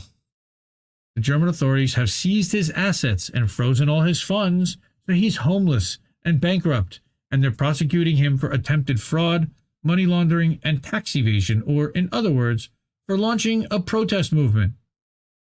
What? If you're not familiar with Michael and Querendenken, you can read the official propaganda disseminated by the usual mainstream media or the intelligence officers who edit Wikipedia. Hi, Gene. Or here's a spiked article to start you off. Then go ahead, do your own research. Don't do that now. The most absurd aspect of Michael's case is the German authorities and respect my authority theory of his crimes. According to his theory, Michael's devious... Jesus. Yes, thank you, Derek. Michael's devious scheme was to commit serious fraud by, well, basically launching a nationwide protest movement that was certain to get a ton of media attention and incur the wrath of the German authorities, which it did. Right to jail, right away. As any criminal mastermind will confirm, the best way to commit major fraud is to absolutely infuriate the government by organizing a series of massive protests and generate tons of media attention, because you definitely want as much publicity as possible while you're defrauding your unsuspecting supporters of their voluntary donations to your cause. Seriously, this is their theory of the crime, which would make Michael Ballweg the most idiotic and incompetent fraudster in the history of fraud. That's saying something, considering Bernie Madoff's out there. Now, I could go on about his case and mine, or those numerous other dissidents that are currently being made examples of. Free Julian Assange, and about the broader global cap crackdown on dissent, which is happening not just in New Normal Germany, but all throughout the New Normal Reich. Yes, he says it, the New Normal Reich. He is not joking around or making light of the Nazism. He is equating what is actually happening here to the kind of totalitarianism that happened there, the type of systemic control, the type of media control, the type of narrative control, the type of war machine. Control. But of course, I need to end here and go water some plants. But CJ needs to end there and go water some plants. He's serving as caretaker of this thought criminal sanctuary, and he takes his responsibilities seriously, but he'll keep us posted on his further hate crimes. And in the meantime, best wishes from somewhere in Italy. I fucking love him. He's just Right to jail, right away. Tongue in cheek, sarcastic, cynical as all hell. But it doesn't end there because he put out a banger that I had to at least call attention to. We got a super chat in the break. Yay, we got a super chat. Hey, how about that? We did. Yay, let's do it. I don't know if I even can in this screen, but spooky October. Yes, we are no longer in September. The 21st night of no. That's not us. That's the independent review. Hi, Ryan. That's Ryan. Everybody. What's up, Ian? Okay, back to CJ Hopkins. He wrote this hilarious article about what happened with our friend Michael Shellenberger, who's not really our friend, but he's an independent journalist and one of the Twitter Files reporters. And he kind of got clowned this week or last week, and I had to. Mr. Mike's Mondo Imbroglio, or how not to launch a global anti-censorship movement. So brilliant. Sounds like a fucking Wes Anderson movie title. Right? What had happened was... Now, if you remember correctly... we covered an article back in February or March. CJ traveled incognito from Germany to London to attend an event. And you can see some of the people who were also at the event the day after publicly. But the day before, he talked about the secret event that he attended, where all the people talked about Global Cap and what are we going to do about Global Cap and how are we going to fight Global Cap. And they created this super secret DM thread, basically is what it was. They created an organization that was communicating via DM or Slack or Skype or whatever thread they were using to organize. So here's where we're at. CJ says, and this was on September 20th. He wrote the other one on like the 11th. I've been excommunicated from Michael Shellenberger's global anti-censorship movement. It's my own fault. I was sowing dissension. I engaged in harmful speech. I engaged in harmful speech in the group chat. I was making people feel uncomfortable. I was not playing ball. I was not with the program. So damn tongue-in-cheek. I swear I love this guy so much. The program, as you may recall, was launched in Westminster, London in June when Mike and Matt Taibbi and Russell Brand exposed the censorship industrial complex. And here is the event that, of course, took place, like they said, in June, for £35 sterling a head. My readers recall this piece I published about the secret gathering of journalists. Hey, we referred to that. Right? Authors, artists, academics, activists. How much is 35 pounds? Is that what it was? About $50, if I remember correctly. Yeah. So less than $100. Got it. I don't know anybody that charges $100 for an event. I don't know anybody. Maybe Mr. Jazz President. No activist would do that. No, they would never, especially one that likes Curtis Mayfield. They would never. So like CJ says. Not ever. And Coltrane? This is great. I couldn't say too much about it at the time as we were operating under strict OPSEC protocols and had taken oaths of silence and so on, which being excommunicated, I'm no longer bound by. Now, I'm still going to be a little cagey, however, as there are a lot of people still involved in Mike's movement who I like and respect, and I don't want to harm them with my dissension sowing any more than necessary. Also, before I make fun of Mike and share my somewhat more serious thoughts about how not to launch a free speech movement, I want to make it clear that I still support... In quotation. Yes, that I still support this campaign and any other anti-censorship campaign, regardless of how flawed or superlicious it may be. Superlicious. Supercilious. Superlicious. Fragalicious. XBL. What?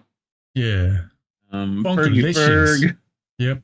That's right. right. I knew where you were going. Yep. All right. So let's get down to it, shall we? Mike's movement is preparing to publish a declaration. It's a good declaration. I contributed to it. I signed it, although my name will not appear on it now, as Mike has threatened to remove it if I published a piece like this. Again, it's just like with the German prosecutor. I'm laying out a narrative here, folks. Mike is an extremely smart guy. Mike is an extremely smart guy, but he doesn't seem to get that I don't respond well to threats, or rather that this is how I respond to threats, or who knows? Maybe he actually wanted me to publish this piece and goaded me into it, which I can see how that would be a shrewd PR move. In any event. Catch me outside. How about that? Right? In any event, it's a good declaration, or was the last time I had access to it. There's nothing wrong with the declaration. What has taken up most of the last 3 months of the coalition's time and energy and has led to my excommunication is the hunt for very important persons to be included as signatories when the declaration is released. I call this star fucking, personally. Oh. And we got a lot of star fuckers in our space, by the way. The more you know. Apparently, the way it works with such declarations That's a different star. And open letters, yes, that's a different star. The way it works with such letters and declarations and open letters and so on is that you write up your declaration or letter and then you try to get selected big shots to sign it in order to make it look more impressive to, well, whoever you're trying to impress. The character of your big shot signatories is critical because the media and the court of public opinion and your potential major philanthropic backers are going to judge you by about the money, Lebowski. Are going to judge you by the company you keep. Mike's anti-censorship coalition. I see you see where we're going here, sir. Mike's anti-censorship coalition has been carrying out this process by consensus under the watchful eye and firm hand of Mike. How convenient. Mike is not the leader of this coalition, which is totally leaderless and democratic, of course. He's just the facilitator who explains the objectives, makes the final decisions, polices people's speech, and excommunicates suppressive persons whose dissension sowing threatens to disrupt the atmosphere of mutual respect that Mike feels he needs to maintain in the group chat. I feel a little bit attacked, but at the same time, that is poetry. No. That's poetry right there. That makes sense. Pip, Yes. pip, pip, pip. Mike has a little control freak problem. I don't know what he means by that. Many non-leader... Is Reef you personally attacked again? Many non-leader leaders of movements do. Yep. If you've ever been involved in political activism, you know what I mean. If you haven't, count your blessings. Thank you, sir. Anyway. Non-leader leaders. Anyway. Leader. Doctor. Doctor. Glad I'm not sick. I'm glad I'm not sick. Jinx. Hope. R.I.P. to Bob Hope. And I bet you didn't hear that on YouTube today. Anywhere else. No. Rip to Bob Hope. Anyway. The goat. Getting back to CJ, because we have another article still to get to. And it's a long one. Yeah. The hunt for VIP signatories has been awkward due to A, the need to maintain the appearance of decision by consensus in the coalition's totally non-hierarchical group chat. B, concern among various coalition members, including divisive VIPs, quote unquote, and C, Mike's behind-the-scenes machinations. For example, at one point, I offered to contact one of the only VIPs I know to ask him for help with further VIP outreach. Mike jumped into the chat and quashed that idea, as I had made it clear that I was not willing to try to dictate to this very important person who he should and should not reach out to on our behalf. Days or weeks later, I can't remember exactly, one of Mike's employees wrote to me sub rosa and gave me the secret go-ahead from Mike. So I reached out to this VIP, who then reached out to some other VIPs, many of whom were happy to sign, and some of whom offered to help with further outreach. Hey, that sounds like a good thing, right? Panic broke out at Coalition HQ. Some of the very important persons that my very important person had invited were potentially divisive persons who hadn't been vetted by consensus on the coalition's VIP vetting spreadsheet. I kid you not. I kid you not, there's an actual spreadsheet. Again, personally attacked. Hey, No, that's spreadsheets are the work of pocket protectors. You're okay. You know, I get it.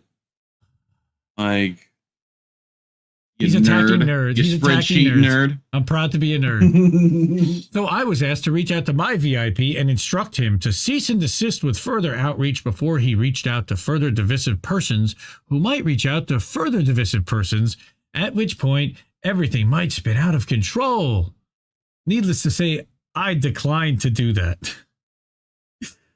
If you're wondering about exactly who qualifies as a divisive person in the coalition, well, certainly not very important persons like Richard Dawkins, who in 2021 compared folks who refused the COVID vaccines to faith heads releasing rattlesnakes in supermarkets, but later admitted that mistakes may have been made.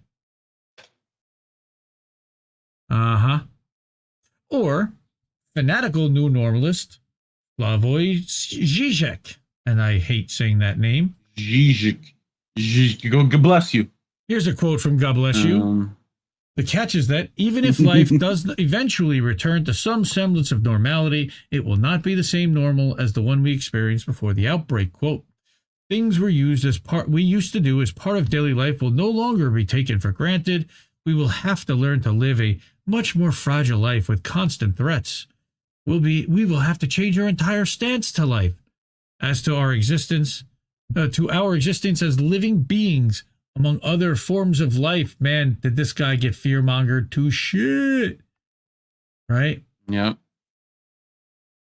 So then you can watch him extremely worked up in support of the COVID vaccine mandates. Oh, that phase.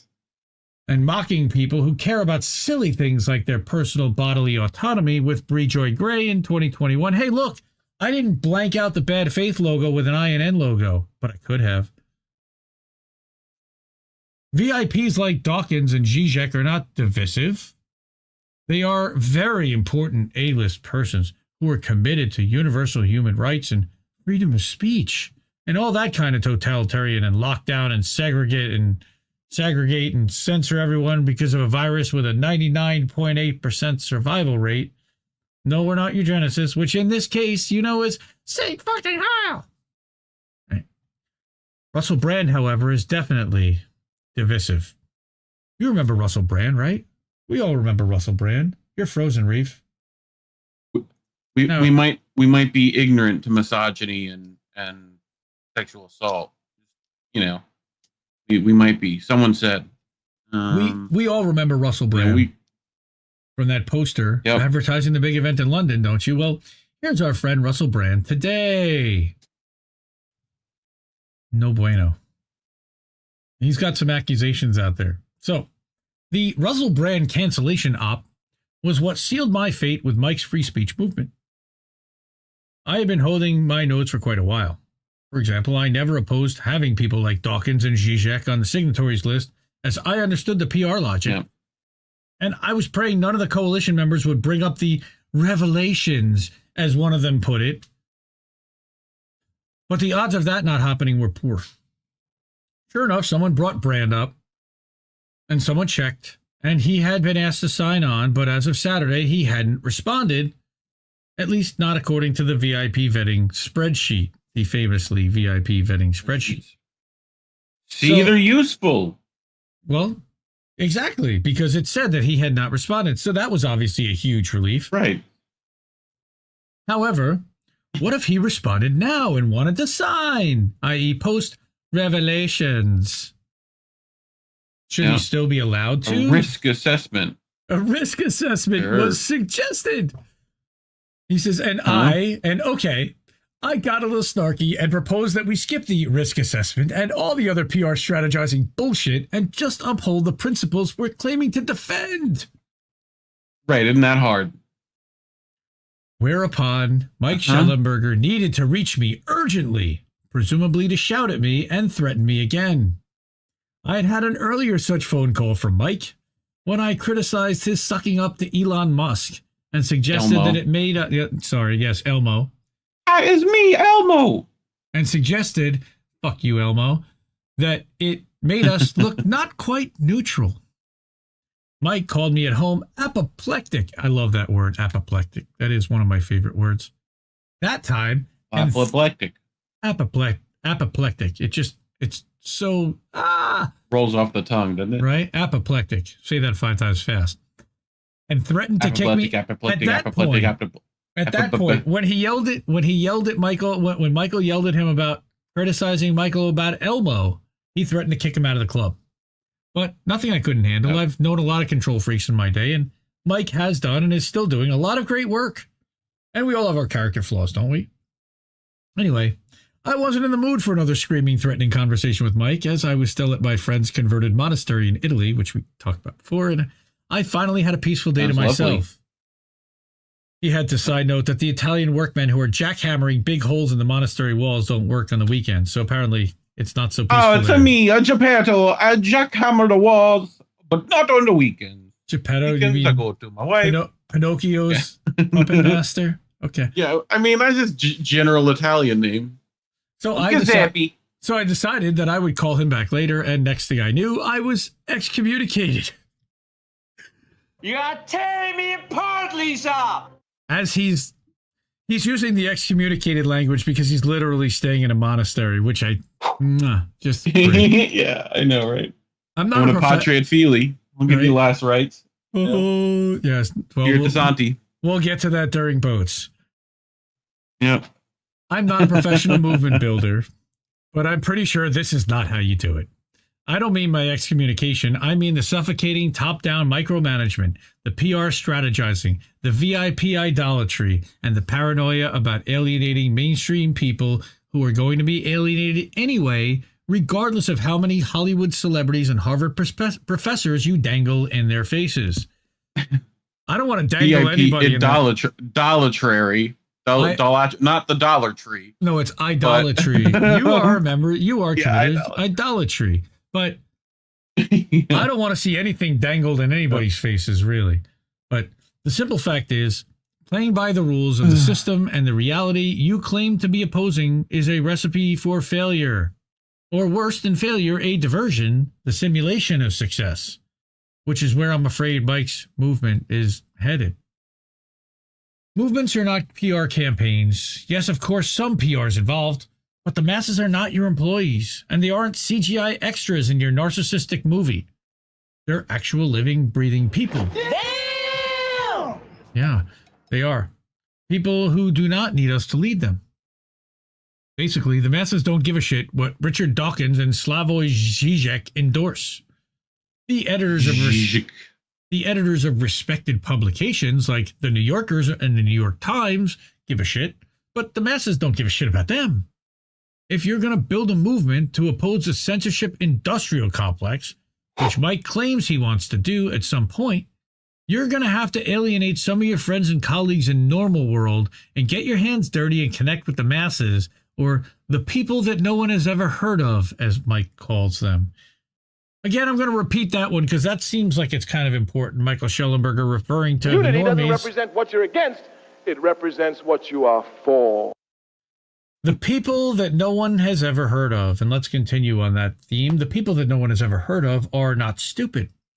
They know the difference between a serious anti-censorship campaign and a vanity project. There's still time for Mike to turn this thing around. Well, I don't know. There's still time for Mike to turn this thing around, let go of the reins, stop sucking up to the mainstream establishment, and reach out to the masses. Honestly, I hope he will. I wish him and the London Gang success. There are millions of people out there who would get on board with a grassroots campaign opposing the censorship industrial complex. But to get them on board, you have to let go of the wheel and let them steer the ship. Let Jesus drive. Take the wheel. The irony, here it is the irony is when you're building a movement, when you know you're succeeding is when you lose control of it. When the movement doesn't need you to lead it, when it starts moving in directions you never imagined and starts doing things you never intended. But you can't get there if you suffocate it in its infancy. If you're so obsessed with maintaining control that you snuff out every idea and impulse that doesn't conform to your vision of it. Again, I feel personally attacked a little bit, but I try not to go that extreme like this. And those that are in INN and certainly would hopefully agree with me. But in that list of words coming up, you can just not say a few of them. Like list of names. You'll get there. Yeah, I know. You know, you can just skip a few. Yeah. So Mike means well. I know what you mean. Mike means well. He's got a good heart, and he's a fighter, all of which I respect. I can hope that he can learn that lesson quickly. Perhaps the thing he set in motion will teach it to him as things progress. We certainly could do with an actual global anti-censorship grassroots movement. I hope Mike and the gang can unclench their anal sphincters a bit and get us there. So colorful and descriptive. Oh, and regarding Russell Brand, I don't know Russell Brand. I have absolutely no idea what he has or hasn't done, and neither do you probably, which is not the point. Exactly. The point is that the global capitalist crackdown on dissent, which is in full swing. Russell Brand is just the latest head on a spike, alongside the heads of Free Julian Assange, Bring Home Edward Snowden, and I disagree with all the other people that he lists on that list. However, Corbyn, I could say in some ways, Carlson, no. The Democrats have certainly persecuted Donald Trump, and Fox News has he got kicked off Twitter, and Fox News is keeping him off the air. Carlson off the air until after the election. Now, he also says that they're greasing up a spike for Booby Kennedy's head, which I disagree with, but also the head of anyone else who challenges them, even people that no one has heard of, like CJ. Yep. And he thinks that Max Blumenthal, our friend over at the Gray Zone, Indie Media Award honoree, by the way, one of the best out there, subscribe to the Gray Zone. Max Blumenstein and Rubenthal. If Russell Brand had just made the requisite celebrity pilgrimage to Zelensky and kept his mouth shut about the COVIDians, he would have dodged this bullet. Whatever the merits of the allegations might be, this much is obvious. Yeah, Sean Penn isn't getting any accusations thrown at him, but you know, Max is a Russian. No. I love this line. Okay, I want to blow this up because that's my favorite part of the article. Max Blumenthal, per CJ Hopkins, tongue-in-cheek, of course, is a Russian-sponsored, COVID-denying, conspiracy-theorizing, Trump-loving, transphobic, anti-Semitic Jew who raped his neighbor's hamster or whatever. Russian scum! Exactly. But then, who among us isn't these days? And I proudly stand alongside Max, CJ, and all of them. So, damn, I'm sorry I'm running long, y'all, but I got another one to cover, and I wrote this one, so we're definitely going to cover this one. And so let me start by saying that Reef and I have been discussing, well, before we do that, I want to say hi to chat. I say hi to our friends that are there. Golden Monarch, I like your new Golden Monarch. Crab is saying, this is why I love CJ, as do I. So dry of nuance. Yes, it is. And he's also so dry of such sarcasm that it the snarkometer. I know Glenn has the snarkometer that Turncoat Don has. CJ would destroy the snarkometer even more so than Glenn does. Before we continue, I also want to give a shout out to our friend Pasta Jardula over at the Convo Couch and his new movie, Lahaina Burning. And the trailer music played by our friend Jesse Jett, where the Kings of Colony is featured at the end. So love to Pasta, love to Jesse. So happy to see our friends producing such great stuff and working together to amplify independent media. All right. Boats. Yes, we're going to have boats later. KYE for sure. We're going to have boats. How much though? Any non-super PACs? I think we're talking about Greens and they're talking about Cornell West. Yes. Zizek is an idiot and a very verbose one. Thank you, Spooky. Agreed. Zizek. You're Whoopee. Sabby sunk her battleship on Friday. I don't know whose battleship. Oh, Claudia de They're la talking Cruz. about that DSA lady. Really? Yeah. She's not DSA. She's PSL. Close enough. Mom and Dad fight. Goldman Sachs in the PSL. Oh shit, that's why Dr. Nick's got it. I've said it before and I'll say it again. Democracy simply doesn't work. There are more gaming servers than crypto servers. They're talking about Discords. Okay. You down with OPP? No, you don't know me. Yeah, no. You know me. Yep. I mean, but not PSL. really. PSL 2. Oh man. I know about the People's Forum and their donation. But, you know, look. People's Elbow. And maybe even Code Pink. Anyone?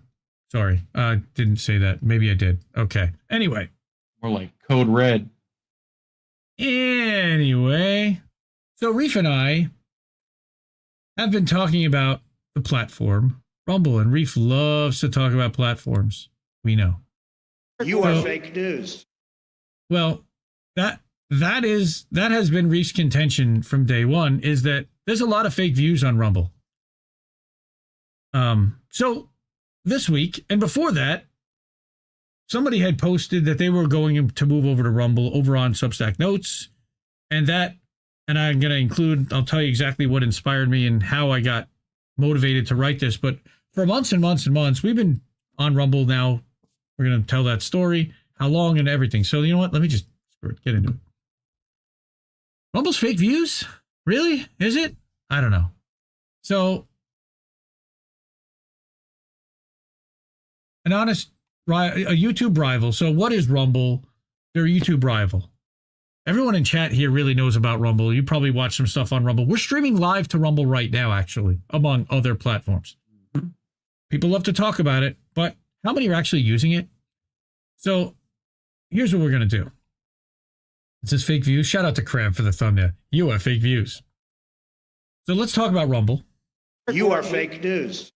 As someone who's been amplifying and creating anti-capitalist, anti-imperialist, independent media for the last few years, I've seen YouTube censor plenty of creators. Channels and people I watch have been demonetized, like the Convo Couch and others. Others have been temporarily suspended for TOS violations that are never clear, including Indie News Network themselves. A few were outright kicked off YouTube and how their channels and content erased. Like, I know Jimmy Young has had like 4 channels knocked out, and T-Lav has had a bunch of channels taken out, and they're coming for the independent review too. I have 70 alternative accounts. Every time that happens, there are inevitably a bunch of people who suggest they switch to Rumble, which is also Wall Street owned like YouTube. I wanted to mention that. All right, but has positioned itself as much more hesitant to censor content and creators than YouTube. I also want to say that Rumble, in addition to Rockfin and Odyssey, are 3 lesser-known platforms that cater to political independence, those who question government narratives, and video creators and publishers who fight the corporate media apparatus.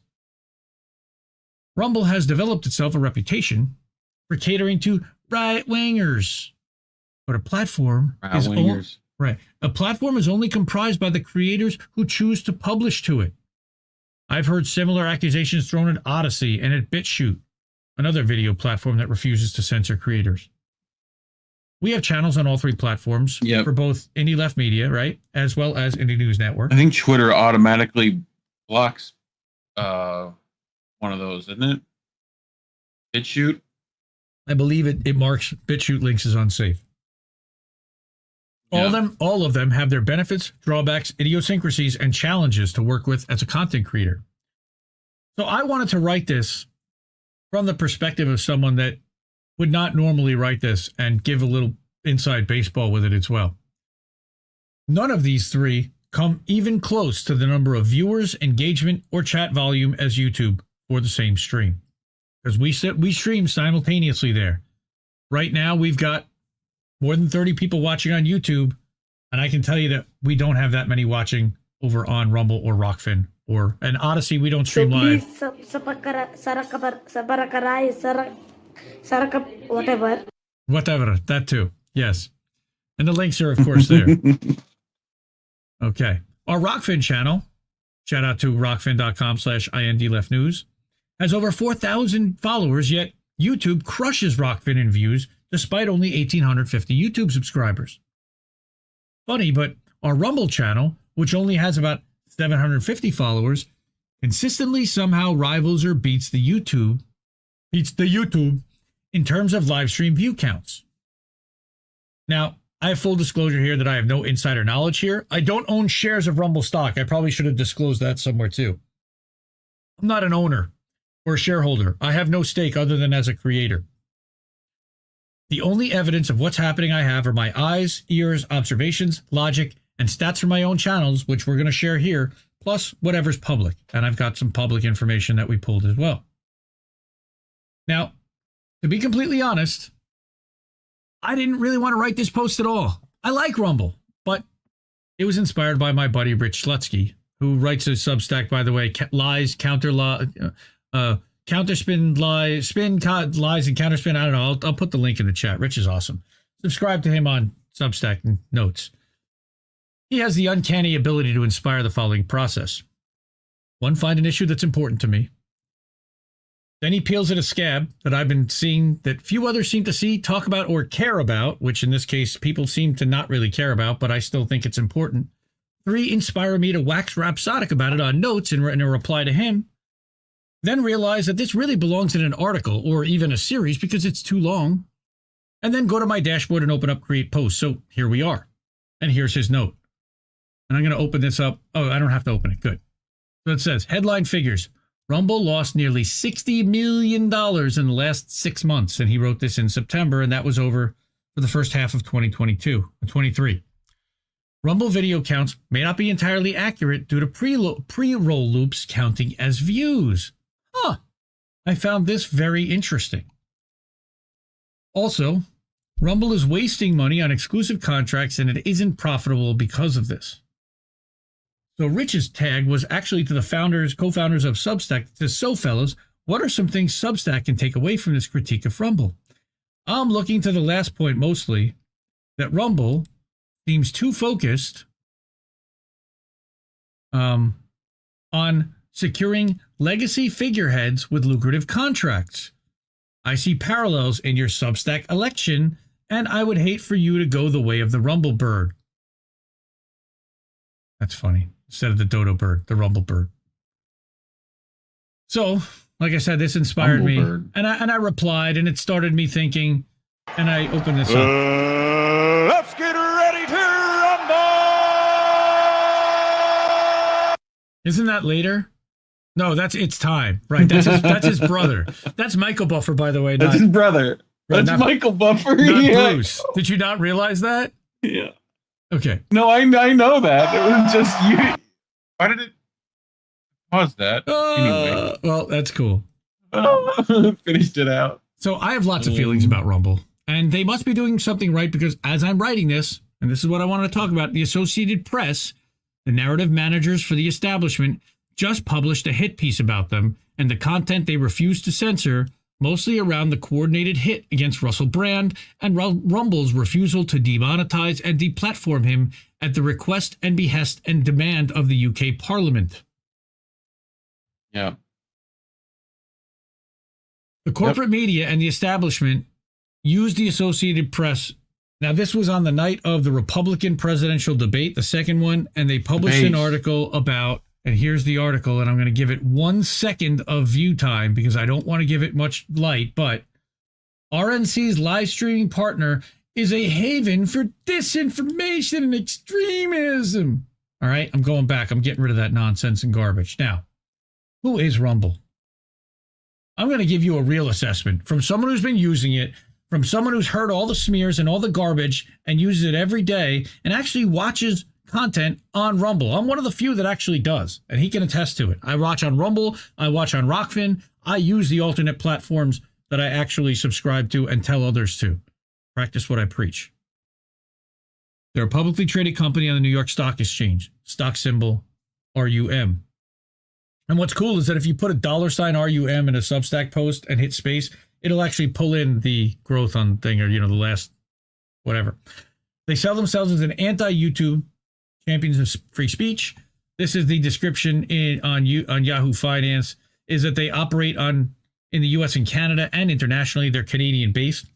They operate rumble.com platform, where users can subscribe to channels to stay in touch with creators, access video on demand, and live content streamed by creators. Sounds like YouTube. It also operates locals.com, a subscription platform for creators and subscribers to engage through video on demand, podcasts, live chat, polls, and community discussions, and the Rumble Advertising Center, an online advertising management exchange, which is also something they've launched this year. The company was founded in 2013. Public, pretty much. That's what we're, yeah. Well, yes, they're public. And they started appearing on my radar about 2 years ago when they signed a deal with Glenn Greenwald, Matt Orfala, and others. I signed up for a free profile that day and started uploading content there. So here's Matt's tweet where he tagged the wrong thing that day. And I actually replied and said, I'm signing up. I was actually a premium Patreon subscriber to Matt, so I had that right away. That same day, like I said, an article entitled, that was back in 2021, August of 2021, that got Rumble a lot of light, also from the Washington Post this time, again, from the narrative management establishment that's creating their own enemy. An article entitled, Rumble, a YouTube rival popular with conservatives, will pay creators who challenge the status quo, was published in the Washington Post. And it gave a lot of light to the announcement. Like I said, that was Glenn Greenwald. Yep. We covered that they were going to have Rumble was going to be the only place with the Republican debates too. We covered it a long time ago. Live exclusively on INN News. Put it on Rumble. No, live on INN News. No, that's not true. But anyway, Rumble acquired Locals, like we said. Is it on the YouTube?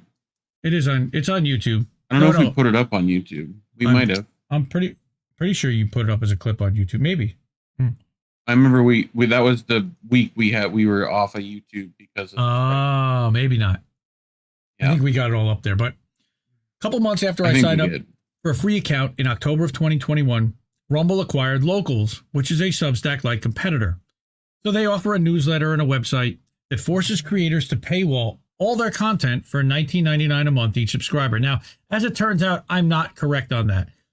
The content creator does control how much they charge, and Lee Camp actually reached out to me and said, mine's like $6 a month. It was $5 a month last year, which I believe is the minimum. But Locals attracted personalities like Tulsi Gabbard, Kim Iverson, and Nico House early on in 2019 and 20. You know who started Locals, by the way? Dave fucking Rubin. Dave Rubin founded Locals. Oh, that makes sense. It allowed Not Portnoy? Not Portnoy, no, Dave Rubin. Like former TYT douchebag turned conservative Dave Rubin, who has a big Rumble sandwich platform. Man. By the way, why do you think he's pushed so heavily on Rumble? Because he built Locals, which they bought from him, and he's probably got a board seat or some kind of stake. Anyway. Rumble, Locals allowed creators to have a more intimate conversation with their fans since everyone was paying to be there. I am not a fan of this model, as it only works if you have a following willing to shell out $20 a month for your content. And most smaller creators don't. Looks like you can set your monthly as low as $5, but there is no free tier option for subscribers. Now, Lee, again, claims that there is plenty of free content available on his Locals. Most of the content creators on Locals do not make a lot of content free, or it's really old. And then I linked to the latest webpage catering to creators, and reminding people that since acquisition, Glenn has moved exclusively to Locals from Substack, abandoning it. Okay. He's likely also a big investor in Rumble, though I am speculating and I don't have data on that. I'm guessing they've given him options, shares, etc., which gives him stake in promoting the platform. And they also own Callin, right? Well, that's the thing. They acquired Callin earlier this year, this past May. They announced that they were moving into the podcast space, which is a natural complement to the video and Locals platforms. This time it was PayPal Mafia member David Sachs, his buddy, Peter Thiel's buddy. Peter Thiel's one of the people who put the finance deal together for Rumble. Yeah. Callin was the target this time. they were paying creators to publish audio call-in shows with fans over the web and mobile apps. Sachs was given a board seat as part of the deal. It remains to be seen how this new acquisition is going to be integrated with Rumble, video, and locals, but I speculate on that. So, now that we've established who Rumble is, back to Rich's post, reminding people of what happened corporate-wise. But a $60 million loss in 6 months is a massive burn rate. Not sure how long they can sustain and stay in business before running out of money. Huge. Now that the establishment is after them, they're pressuring advertisers to leave the platform, and Burger King's already caved, and likely there will not be many banks or VCs with open wallets thanks to their unwillingness to play ball with NATO and censor a creator at their behest. Now, I wanted to call attention to this. This is where people are pulling this loss of $60 million. This is net income for the quarters ended Q2 and Q1 of 2023. All right. So they lost almost $30 million in the first half of this year, or in the second quarter of this year, and almost $29 million in the first quarter of this year. Now, and there's a spreadsheet. No, it's not. It's actually an income statement. Spreadsheets. It's an income statement. Whatever, close enough. Someone made it in a spreadsheet originally. I'm going to give you my assessment of here's the good, the bad, and the I like Rumble overall as a live streaming platform. I am hopeful for its future. They've been responsive when I've asked them for help. They're improving it regularly. They're listening to the creators' feedback. They'll back up your YouTube channel automatically, which is nice, but has issues of its own, because if you stream to both Rumble and YouTube, your YouTube stream then backs up to your Rumble channel, and then you've got duplicates of your streams. They definitely have holes technically, but they seem to know where they are and have a roadmap to address them. Rumble has been busy, spending money on tech for sure. In the past year, they've introduced a new interface on the desktop version. They launched new mobile apps for Samsung TVs, among others, as well as upgrades to their mobile app.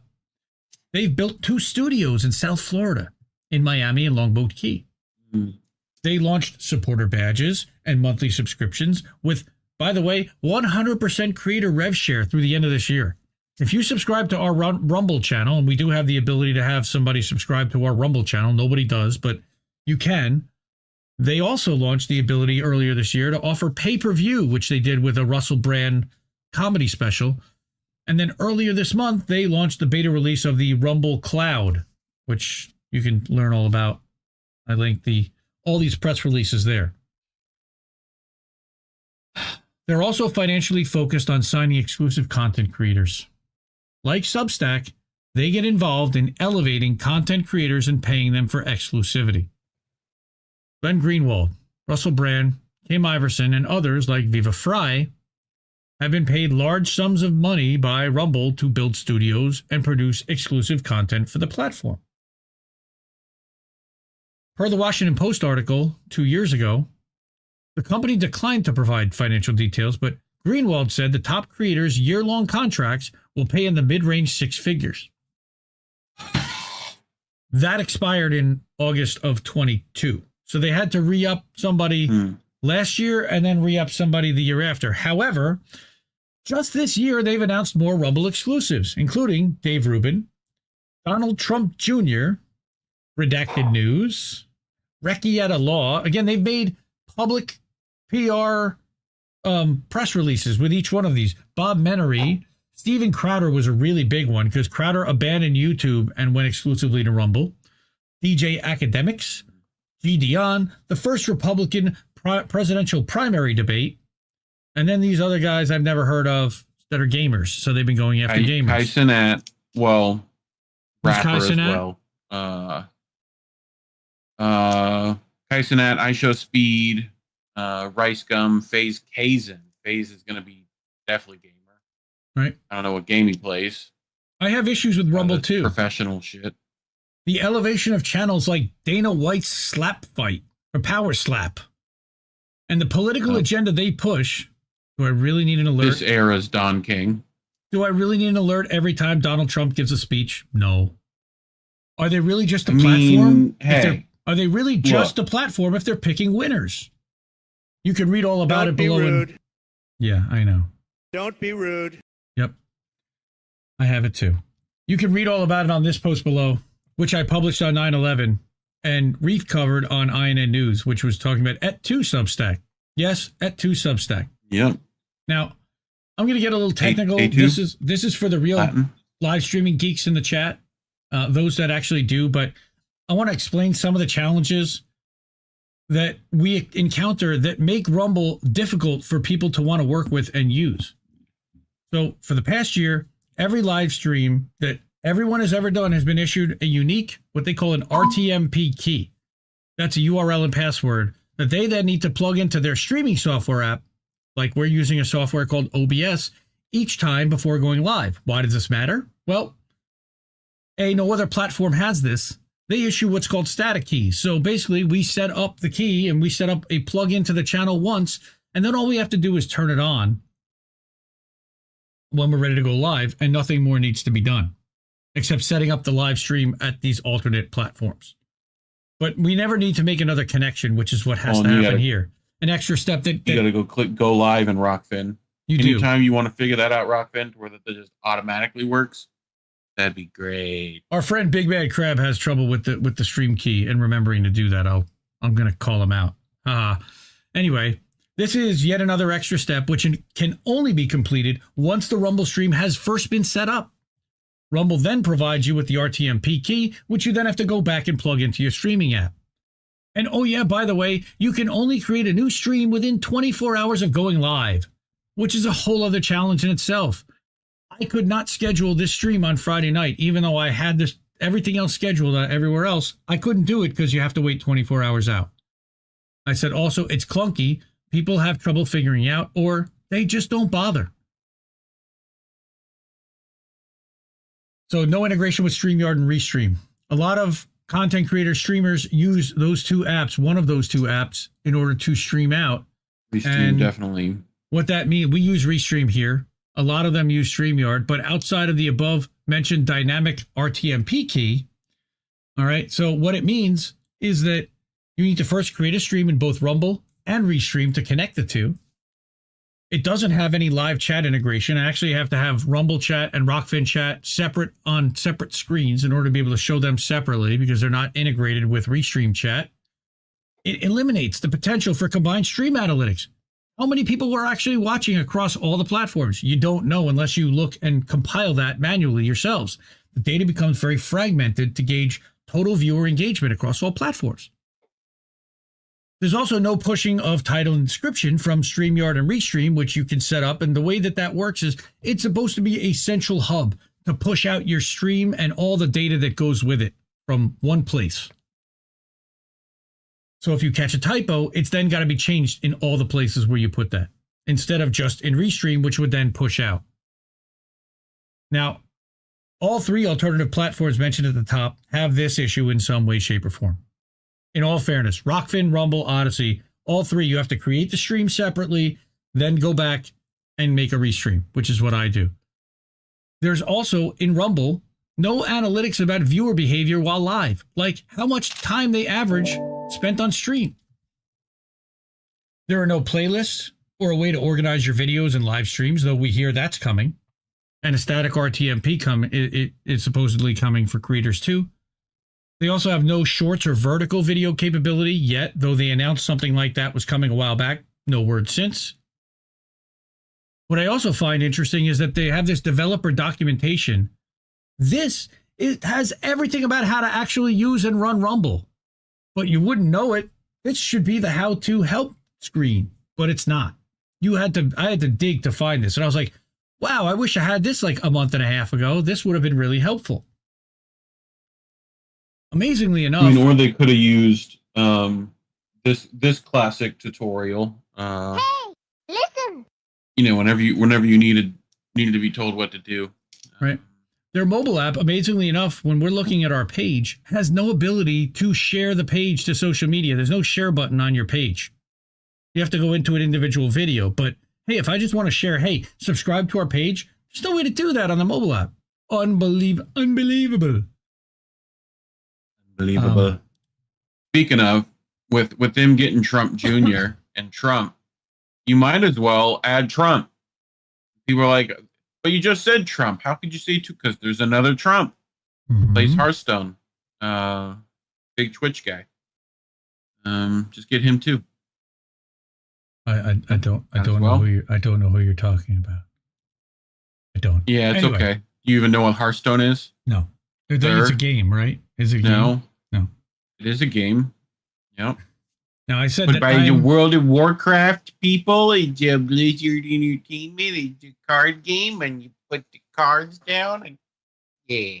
But as I indicate here again, I'm also confused at how Rumble plans to integrate locals and call-in, though the potential could rival and even eclipse Substack with public video fully integrated into and embedded into a locals article. Because you can't do that right now with Substack. You have to put a screen cap and link to it. Now, here's where we finally get to the fake views. Sorry I'm taking so long, everyone. But we love the YouTuber. No, you're good. The Spiffing Brit. All right. He's a gamer who likes to break games. I'm drinking Yorkshire Gold right now, in fact. Nice. Okay. Spiffing Brit likes to break games. He likes to find exploits, and then he likes to make videos about it. And we laugh and we laugh and we laugh. But he also loves to find platform exploits. This recent one about YouTube live streams and multiple tabs and windows open and refreshing may or may not be relevant here.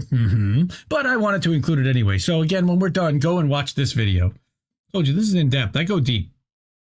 And thanks to Reef on the Spiffing Brit. What do we got? Right click that video, put it in chat. That's a good idea. Right click there. Copy link address. Yes, sir. Proud of you. That was easy. Thank you. Oh my God. I agree with Rich and others' view that Rumble's view numbers are certainly in question. What do they consider to be a view exactly?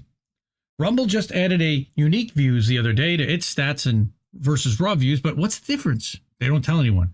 Are they saying that people watch twice? Rich linked a video in his post from this guy named Jose on YouTube, right? Did we talk about what that Spiffing Brit was about? That a little bit. Which again, yes, it says that YouTube live streams and multiple tabs and windows open. So what he's saying is that he's able to show more people open. Also, that stream, oh my God, where they talked about in the video where he talked about having the whole stream was a thing in and of itself where he scheduled the stream like 3-4 weeks in advance or whatever after putting out a video like, hey, watch this stream, so make sure you do this. And then he would constantly move the time. So it'd be like, yeah, this is next Tuesday. And then next Tuesday would come out and be like, it's next Wednesday. So it would literally accrue these views every time because every time he changed the time, it would republish 8 hours before the video. And then he would just do it again. He'd go back and move the time. He was a genius. And oh yeah, by the way, there's live stream chat open the entire time, and people are chatting, and he's telling them to like it. And as it turns out, let me go back here. He is running a 1-second video on the live stream. Oh, dude, just watch it. Right. It is to advertise it. It's so good. His YouTube exploits are amazing. So good. He broke the algorithm. He does it all the time. He's amazing. But so good. But I'm going to get back to this article, which talks again about this guy, Jose. He put up a video about how Steven Crowder's Rumble's numbers are fake. And his case basically breaks down to these 6 points. Number one was that he was getting fewer than 2 million views per stream on YouTube most of the time before he signed exclusively with Rumble. He then went on hiatus, which is bad for a channel's momentum, but concedes that Rumble was promoting his channel after leaving YouTube. Now, his statistics show that Rumble viewers are 1/6 as likely to leave a comment on, which was also reflected in his numbers, in Crowder's numbers. Except that if his engagement. Except if his audience was coming over from YouTube, why wouldn't they also chat on Rumble, save for having to set up an account? It makes no sense if the same people are coming over. The pre-roll video seems to be picking up a lot of views themselves, similarly to what the Spiffing Brit did. The pre-roll before they actually went live. Waiting for the stream to start but should that really count as a live stream view? Quote, I'm pretty confident in saying that Crowder's live stream debut counts and possibly other streamers on Rumble are being boosted by counting views of people waiting for the stream to start. By the way, we had 100 viewers tonight on this stream before we went live on Rumble. Yep. A sample of 2 weeks for Ben Shapiro and Tim Pool's channels found that they had similar issues, and it seems like users on Rumble just are not interested in leaving comments or liking and disliking videos. Or liking, or disliking, or subbing. What? Zero of those three things. Red flag, red flag. And we know we asked you to... Right? So, I'm going to talk about something that I've been doing, which is that before we went on break, every morning, I would take a clip of How Did We Miss That, and I would loop it on Rumble live stream to Rumble and to Twitch on my channels only. You and your loops. Me and my loops, which Reef hates.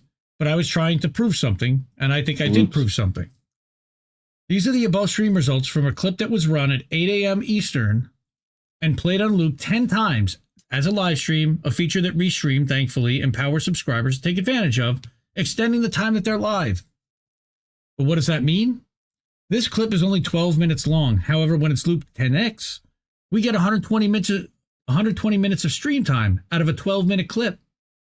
Pretty good. If Rumble is pushing channels who are live to the top of feeds and subscriptions, as well as spotlighting live content, I have a much better chance of it being pushed to the top of news feeds as long as my video is live. Combine that with the understanding that the time the average person spends watching videos is about 10 to 15 minutes. So as long as I'm live during those 10 to 15 minutes, logic dictates there's a better chance my video will be shown than if I'm not live and I just upload the video. This has been my hypothesis and the thing that I have been trying to prove for months. Now, again, this is the Gordon video that we published, and it had 422 unique views, 744 raw views. Uploads get almost no views. Raw dogged. Right? Versus the same thing live streamed, partially because the homepage for Rumble showcases whoever is live up top. You can see how prominently live appears at the top of the horizontal navigation bar on the desktop version, which remains static as you scroll down the page. The news and politics categories, by the way, aren't featured at all without scrolling to the right on the navigation bar or way down on the homepage. I've been categorizing this show as podcasts with the secondary category of trending news, but notice what's there. Mm-hmm. All right. Now here's what's interesting. Here's that stream again from Gordon. 746 raw views, 424 unique. I uploaded the same video about like the day before I published this article, and after 17 hours, it had 13 views. Not hundreds of views. But what's that one down at the bottom? This was the one that I streamed on a loop for 2 hours. 2 hours and 1 minute live. Oh, and it's got 746 views. Yep.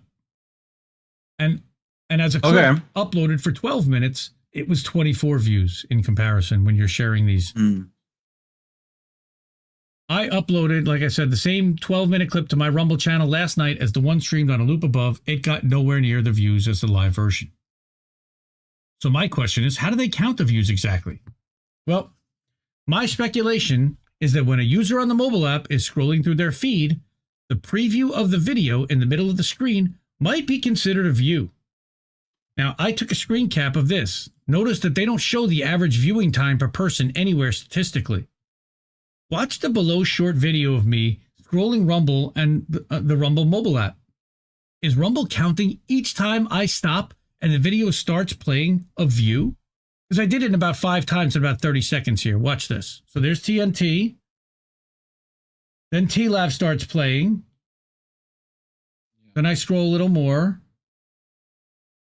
And Anti-War starts playing. Anti-War News with Dave DeCam. Subscribe to Anti-War News.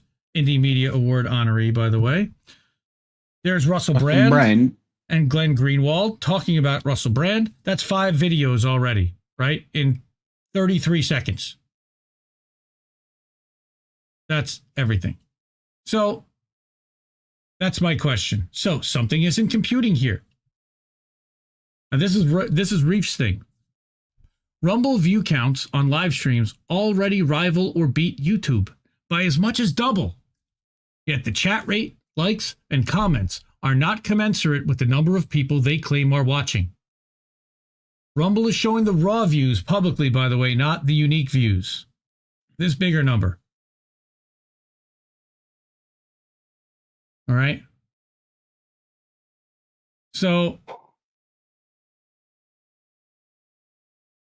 stream results. I'm looking here. This is the Indie Left Media Rumble channel. Now, we actually co-stream to both INN Rumble, INN YouTube, and my YouTube channel. So I have to combine those two things when I'm comparing it with what's going on Rumble. When I do, you're seeing about 200 or about 180 unique views on YouTube and 20 likes and no comments. I'm sorry, 51 likes between them. So here are the results, right? You've got 187 combined on YouTube versus 196 on unique Rumble. The stark difference here is in the like count. 51 likes on YouTube compared with 2 likes on Rumble. 2. On 472 views? How? Here's another one. INN's Rando Roundtable run a few weeks ago. Now, INN has a much larger subscriber base on YouTube, yet this was telling us that they had 382 raw views versus 186 on YouTube. Even if you take the lower number and compare it, they're almost comparable. So again, what YouTube is showing me, or what Rumble is showing me, is that their numbers are almost the same as YouTube, and that's impossible. That's impossible. All right? Much more engagement from the YouTube audience. Much more engagement from the YouTube audience, more likes, more live chats too, by the way. Funny enough, this was the one stream where YouTube viewers was actually more than the Rumble unique users. Every other one, Rumble's beating YouTube.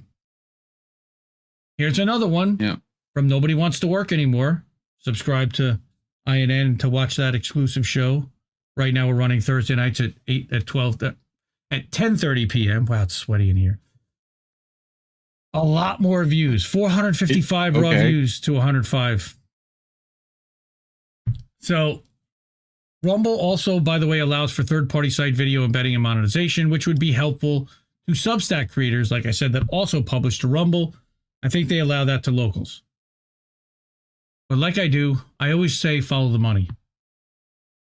Rumble lost $10 million on average in the first 6 months of 2023, after losing over $40 million in the last 3 quarters of 2022. Add that up. To me, that's around $100 million in losses, without counting Q3 of 2023 that ended yesterday, which is almost over and likely to burn another $30 million or more. According to the balance sheet below, they also raised almost $300 million last year. Looking at the difference in cash on hand from December 31st, 21 to December 31st, 22. So my question over how long do they have left? Well, they just got a massive infusion of cash, and here's the proof in the pudding. Right there. 46 million they had at the end of 2021, 337 million at the end of 2022. That's a difference of 290 million. My guess is that they got 300, and their burn rate already had started at 10, and they had already lost $10 million before they reported the end of the year. I said they're going to likely have to cut that burn rate at some point. But hopefully it comes more from picking content winners than for paying them for exclusivity, rather than at the expense of platform innovation and development and tech. But we all know how that always works. Right? What do you think? You got something to say there? Not really. I mean, follow the money. Well, here's the rest of the money. You only got so much of it. Here's the rest of the money picture. if you're not getting paid for exclusive content by Rumble, unless you're getting a lot of Rumble rants, which I don't know of anyone other than maybe Jimmy Dore that is. Why? What the hell? Creators are not making big money. And I can confirm this from RBN that's making almost nothing. Primo Radical famously left Rumble because in 5 months of producing content and putting all his content up, he had been paid a total of 3 cents by the platform. Unless they're being paid for a Rumble exclusive show, my guess is that most of the creators on the platform are not making much, if at all. There is the ability for users to subscribe monthly or leave a one-time donation Rumble rant, but based on the fractional level of engagement as YouTube, it doesn't seem possible that Rumble is paying out the same kind of revenue that most creators can survive on Rumble income, the way some survive, or at least used to, on YouTube income from subscriptions and super chats. Anecdotally, I'm just going to show you how much INN has earned in all of 2023. $3.48. Call the accountant. Remember that Rumble also keeps 30% of live stream donations, rants, and starting in 2024, 30% of all monthly subscriptions too. Just like YouTube, by the way. Rockfin keeps 28% of the Ray tokens donated. And there it is. You can see by month. Basically, we had one big month where we earned almost 60 cents. Wow. Oh, look out. Now, this is where I leave some unanswered questions and I would like address, which is number one, how much runway do they have left financially if they're currently burning $10 million a month and that burn rate has been accelerated this year? I don't want to continue to invest time in a platform that's not going to stick around. Number two, how do they count views and unique viewers? What if someone's logged in but watches on mobile and then switches to desktop? What about on the same desktop but multiple browsers? Like opening Brave, Chrome, Firefox, and Edge and tuning into the stream. Is that counted as 4 views? Because I believe it is. Also, does it count if a video previews for a second in scrolling newsfeed on mobile like we showed? And how do they determine how many people are watching live? I want to know. How long will they continue to pay big money for exclusive content from popular creators? And when they stop, what's going to happen then? What's the long-term plan to integrate call-in with Rumble and locals? Will we see an integrated platform to eventually rival Substack? My guess is yes, but how long is it going to take them to get there? And what's Substack innovating in the process? Now, Substack has taken notes, which gives you a social aspect. Now, Rumble is a step behind when it comes to that, unless they acquire Blue Sky or Gab or one of these other Twitter-like type of atmospheres and try to integrate that. And then they're just playing copycat to Substack, by the way. They don't want to do that either.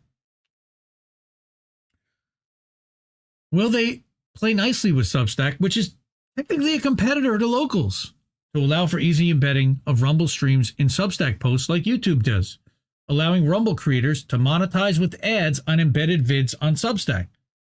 That would be nice. And it's why some people actually use Rumble. I know that Jason Burmis, for example, talked about being able to embed his video in the Post Millennial, and he got like 70,000, or the Gateway Pundit. He got 70,000 views on his Rumble video. Who knows if that's real? And then number 6 is, will Rumble finally integrate with StreamYard and Restream? Because we know that the cost is $15,000 a month, according to my people at Rockfin that told me. Now, I got to make some conclusions here. We're getting to the end finally, and we can get to some votes. I'm sorry it took so long, but this is really important. I think that Rumble has about a year to 18 months left at this burn rate before they need to think about either raising another capital round, which they might already be doing if they're not already working on it, based on the reportedly explosive average monthly user growth over the past 2 years. Now, they claim that they have 44 million monthly active users as of the last earnings call. We're basically taking Rumble's word for it that they're getting the same views as YouTube on our streams, despite a fraction of the total monthly average users and a fraction of the engagement from the people who they claim are viewing.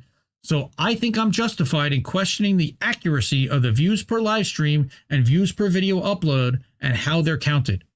It seems that the view counts are definitely questionable. I would also love to see Rumble invite an independent analytics company to validate or accurately report on viewing time, engagements, etc., and prove the numbers that Rumble reports to creators and viewers on both live streams and uploads. Also to their shareholders. Remember I mentioned that they're on Wall Street? If their numbers are not what they say they are, can you say the word fraud? That would be massive, massive fraud on a huge scale to the tune of hundreds of millions of dollars. So I think they should bring in a third-party auditor personally. Finally, Where's the fucking money? Lebowski, yes. Rumble should also add an update to the live stream reporting to the development roadmap for the creators to gain actionable data about user activity during a stream and once it's over. My feeling is they don't want to report that because that will show you who's actually live and that it's a lot less than they're reporting that it actually is. They've got a long way to go, but these changes are not hard or expensive to implement, and I'm hopeful that they'll listen.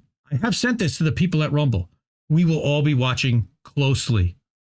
And if you think more people should see this, please share this article, and it will be in chat, and it's over at my Substack at indiemedia.today.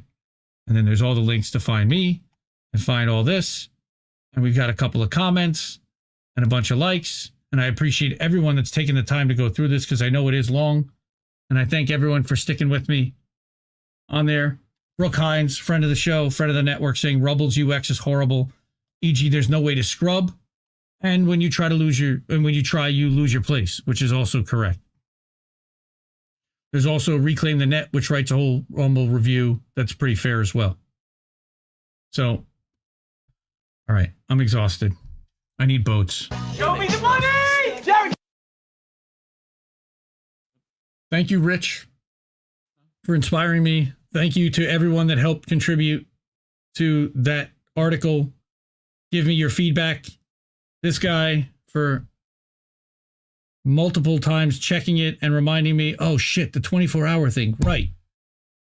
All different stuff. All right, so that's great. We've got fams in chat. Thank you, Ann. Cowboy Kitty. Quad 6, I don't know who Quad 6 is. Ukrainian stuff, I don't know. I can't catch up with you folks. I love you all. I want to put some stuff on screen, but I don't know what to put up. I need to start letting Reef do that somehow. But fake Mr. Beats accounts? No. You just got to get better. Yeah, thanks. All right. I know. Oh, Jesus. I don't know about John to anything. All right. John to Emily to this and all right, folks. All right, guys. Anyway, I'm spent. I hope you guys like that article. Please share that article. I spent a lot of time working on it. It's also over at the INN Substack. That was also cross-posted. But it took me days. And I poured over it and I sweated over it. And I want to make sure that this was done right, especially after the hatchet job that the AP did. That somebody accurately tells the story of Rumble, the good, the bad, and the ugly, and what's going on. Should you invest your time there? I don't know. That's up to you. But I'm laying out all the facts. All right. So let's do it. Boats. And I watch mindless shit. Boats that smash into other boats. Oh, hopefully everyone's ready for boats. Do I have to switch screens on you? Let's go. I don't think so. You don't want to see yourself, right? Okay, good.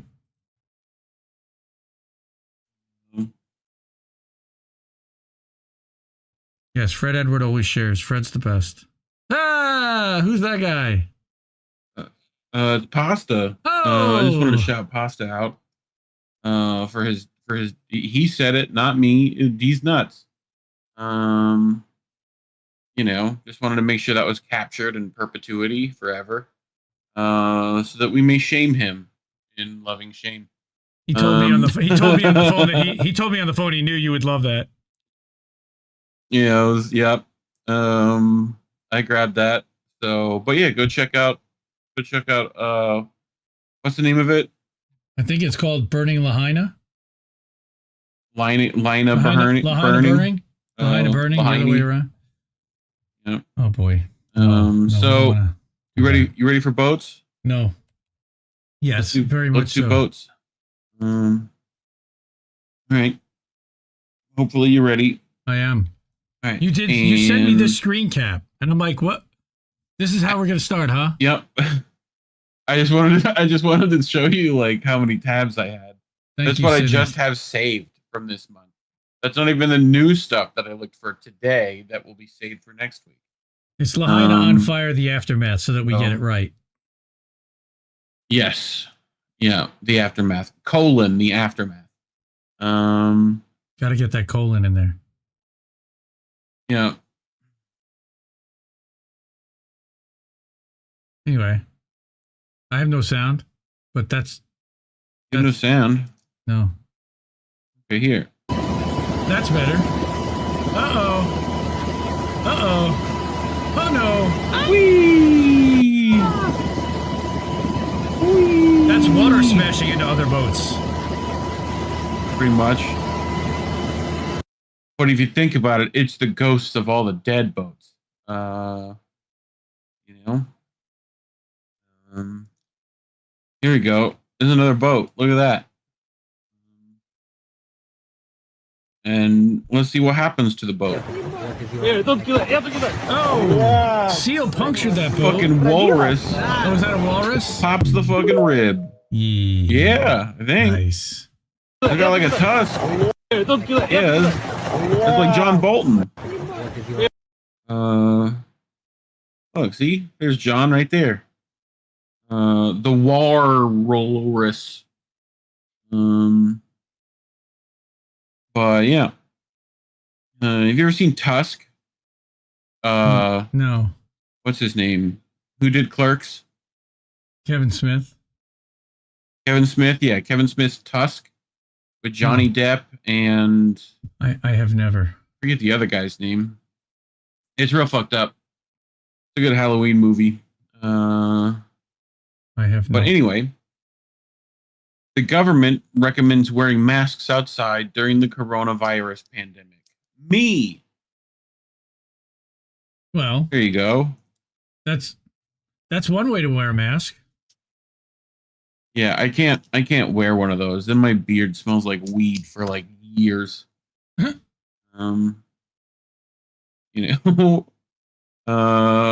I got you a new piece. It's the Goo Goo Zaza. Well, you're definitely going to jail for that. Right to jail. Straight to jail. So here, I'll let you read this one. So my bitch ass neighbor called the police because I was smoking on the balcony. The police get here and asked where the weed at. I said I smoked it all. They said, where'd you buy it? I said, from the neighbor. Now they at his house looking, searching his shit. Serve you right, motherfucker. That's right. Look, I brought you snacks. Cheeseburgers, Randy. Tater tot cheeseburgers. Mini tater tot cheeseburgers. Yeah, Randy. Look at them. They're cute. The boys. They're so cute. Cute little birds. Oh, so it's spooky season. And MJ Arsenal is putting out their October line. Sure they are. It's glow in the dark. Oh, that's glow in the dark. You put well, you put your weed in there. You can find your bowl easily in the dark, at least. Yeah. Look at him. I love hymns. Next is good. Hungry sheep devour over 600 pounds of cannabis. Can't open his eyes. Yes. Can't open his eyes. Look at him. You know he did it. It was just the one, right? One plant or one goat? So this is... Corn what is this? Corn on the pizza? Got corn on the cob on the pizza. Pizza Hut new corn crust. Jersey corn. Is it? Mm-hmm. Yep. Had some roasted corn at the farm today. I have another snack for you. Bacon. Place our bun. Just cheese, like this, y'all. Tomate. Oh God. Burger, I don't know what is. Like this, carefully. Wait. Got a little plastic film here that we're gonna stretch out, cut it, and it's gonna help us roll this burger. Come over here. I don't think you're doing it right. I'm gonna go ahead and use some yellow mustard. Wait, is the bun ketchup? Is the guy? There you go. And we roll is the this meat, baby, up like that. Should be about ready, y'all. Okay, that's a genius.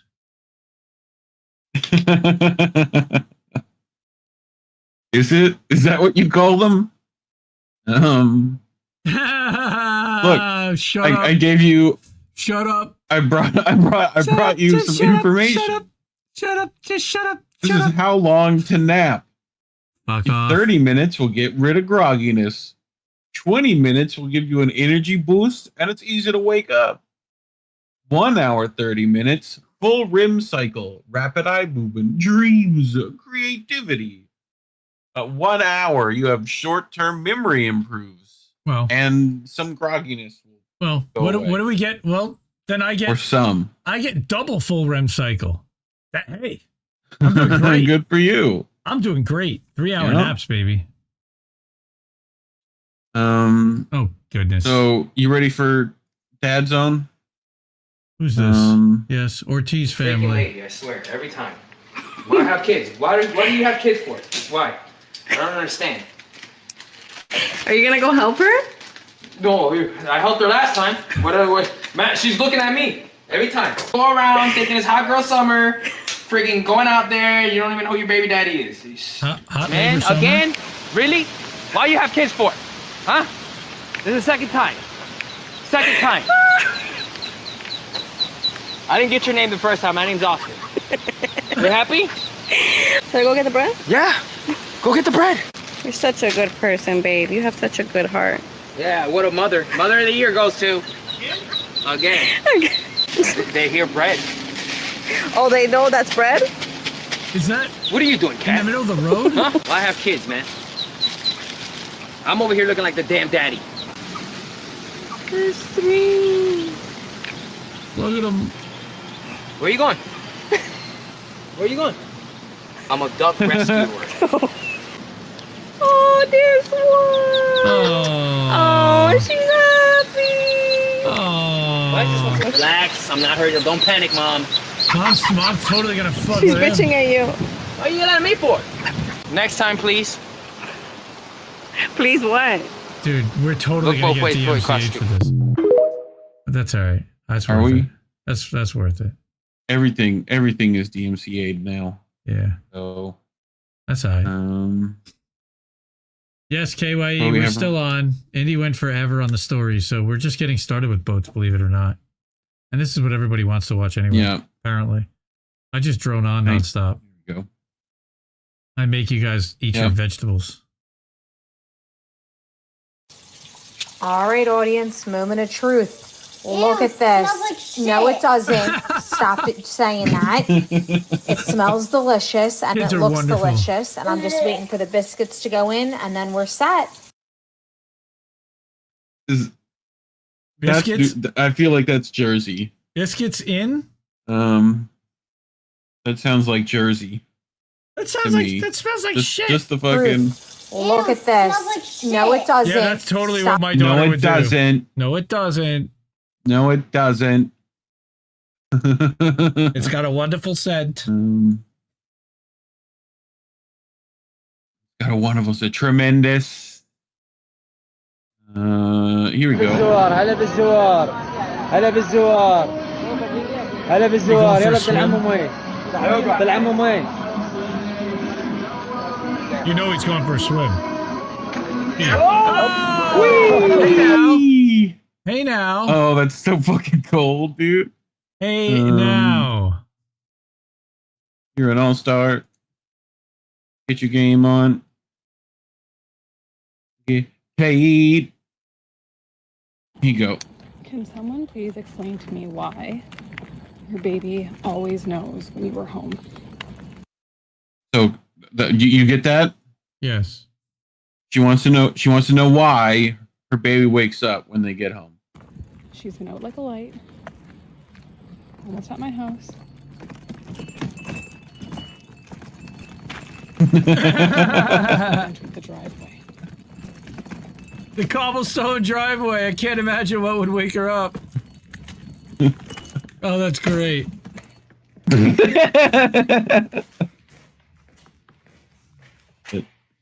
Why? Look at the fucking face. The face. Like that's side-eye guy right there. Look at that. Why? Why? Why you do that? Why? Oh my god! Look at that fucking face, dude. This is Bert Kreischer as a kid, I think.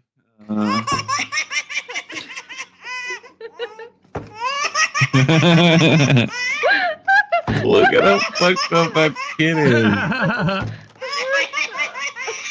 is. He's like beet red, dude. Oh my god! He just cuts off all the circulation to his face.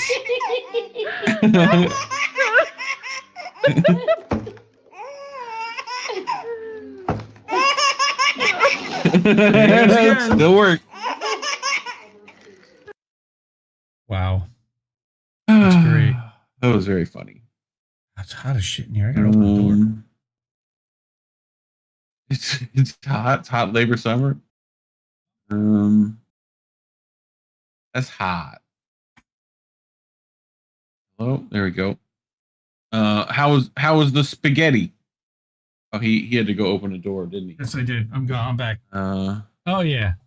I am okay. a real American. How was the spaghetti? My kid. How was the spaghetti? That sounds about right. I love the internet. Internet is great sometimes. It gives us gyms like this. It's 59 degrees Fahrenheit out. 59 degrees out. Blake wants to go swimming. I told him the pool's not heated right now. He said he doesn't care. You ready for this? I do. Oh, here we go. You sure you want to do this? Yes, sir. All right, good luck. Go ahead. I don't want to swim. Yeah, go on out, bud. I don't want to go swim. Oh, that's great. That's awesome. I love it so much. I love that kid.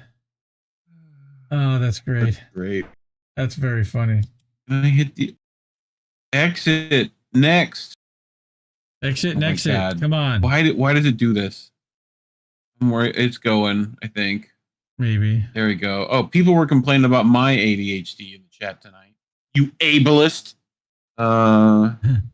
Look at me. Hold on. Just look and stay still. Let me ask you a question. You looking at me? Yes. If you was on the boat right now, look Wait, at me. You wait, look at, you gotta look at me. I was on the boat. Look, you just. I Let me wasn't- ask you the question. I wasn't Okay, on the boat. Listen, let me ask you the question. If you was on the boat, look at me. If you was on the boat full of chocolate and bananas. Wait. Listen, hold on, Bananas? listen. Just listen. No. Just wait. listen. The boat. Devon.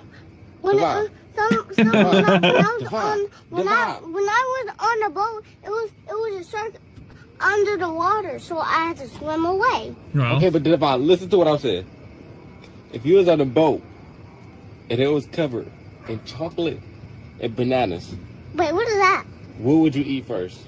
Wait, I ate donuts. Oh my gosh, Devon. Donuts and Devon. Devon. If you was on a boat with chocolate and bananas, what would you eat first, the chocolate or the bananas? the chocolate. Okay, thank you. Okay. Wait, he wasn't done yet. That's my childhood right there, dude. No. That's me right there. I like turtles. Yeah, Mastermind. That's right. I like turtle. I like ice cream. Oh, can I have my cursor? Give me the cursor. Bro. Jesus. So many tabs. You're breaking your own computer. Yeah. That's why I'm closing them. Just wanted to make sure I have chat. Then I want this down here. There we go. Don't play. Don't hit play on that. Oh, close that one. Don't worry, I got it back. Hey, watch your finger. Uh-oh. Look at her face. Wow. I just love the like. Wow, watch your shit. finger. Oh, for what? For what, Cindy? Like the toy saw? Like, that's great. I love it so much. That is really funny. Okay, baby. Hey, you say they're dicks. Cats are dicks. Cats are absolutely dicks.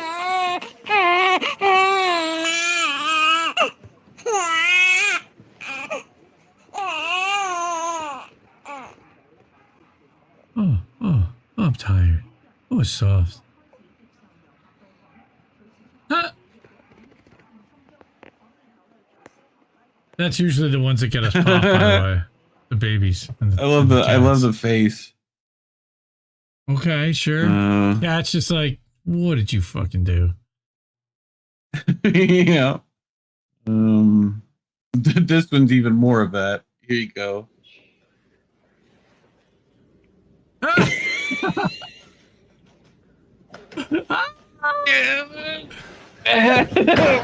WWE tackle style. Nice. I love it. Yeah. I love it so much.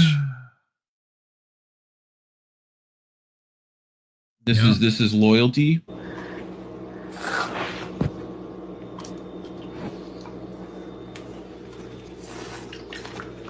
Aww. Yeah. Aww. Yeah.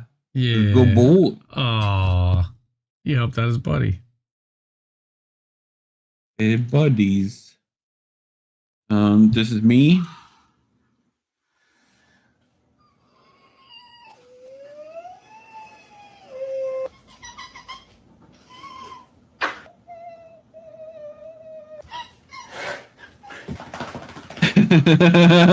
What?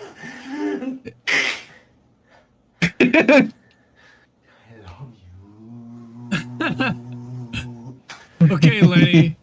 Okay, Lenny, we're gonna get the rabbits now.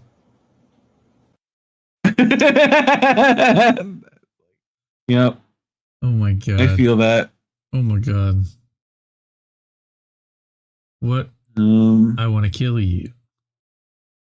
That's the look. Simultaneously plotting a literal death. That's the look. Oh my god, look at him. Oh, the boy. Look at him.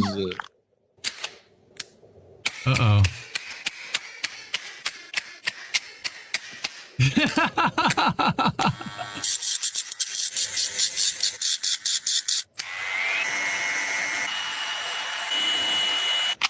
Aww.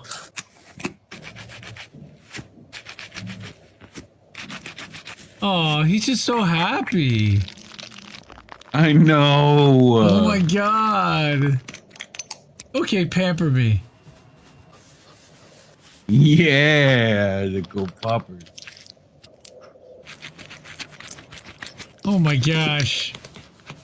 The toothbrush.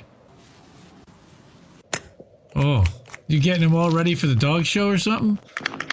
Look at that, the steam cleaning. Oh. He's just chill. Bye. I saw another one of him like getting a bath and it was the best. Such a good boy. Wow. I hate all you people, by the way. We've got more people watching this than we had the entire 2.5 fucking hours. Fuck you all, by the way. Fuck you all. I love you, but fuck you all. Anyway. People like boats. Can I really? Hey, hello? Hello? Hello? Okay, Hello. there we go. All right, you ready? Yes. He's horsey. Hey now. Oh! Jesus.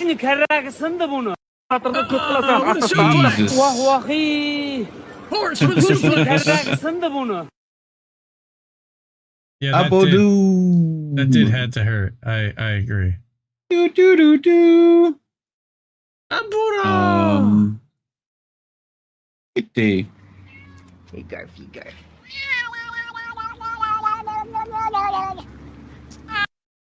Come on. Come on. What? What do you mean, come on?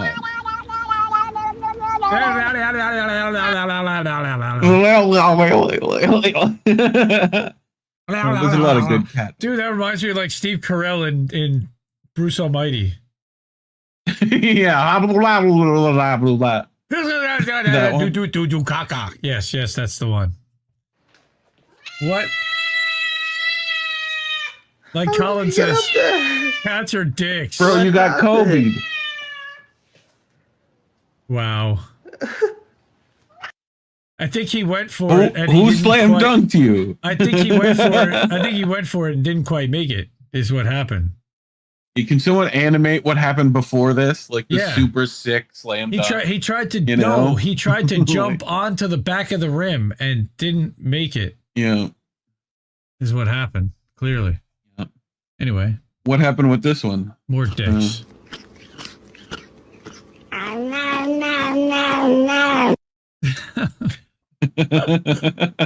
num num num num.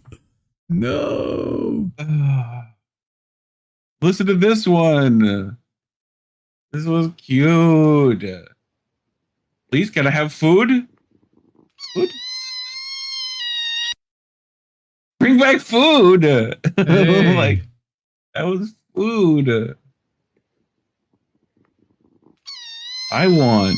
Oh, I was gonna go for that. Oh, Kitty was definitely pissed. I know, dude. Look at all of them. Well, we got pandas in the trash. Dude, what?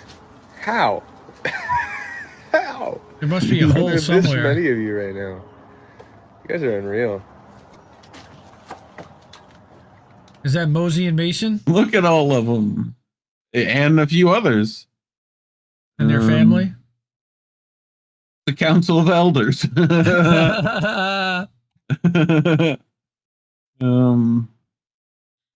them.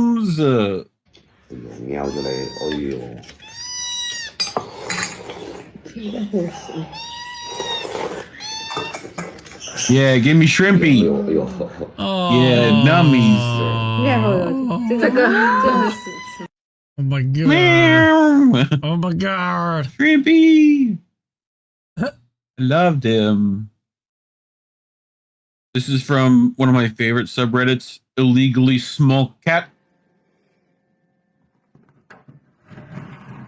He's illegally small. He must be contained. Oh my god. It's tiny.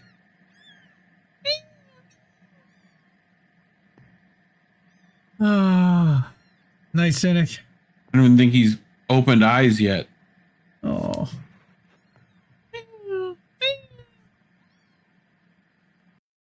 His cutums. What do we got next? Bye-bye. Oh yeah, this one. Spider cat? So that's a raccoon. Oh. Like St. Paul, Minnesota. He's attracting quite a crowd. Like. Oh, hey now. Like, bye. Ew. Woo! Flying squirrel. Like he just like fucking belly flopped into sand. He just decided, it's not worth it anymore.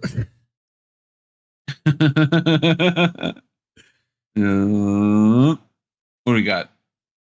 Oh, I know which one this one is. All right, you ready?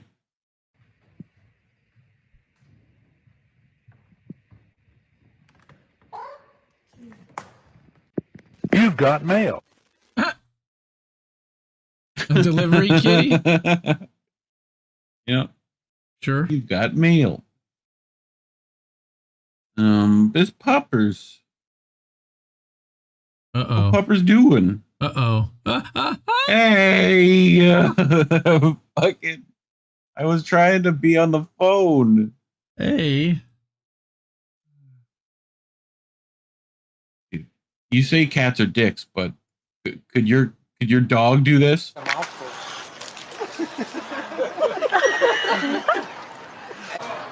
Dude, that thing would snap its jaws and eat the shit out of that thing. Fuck you, my chicken.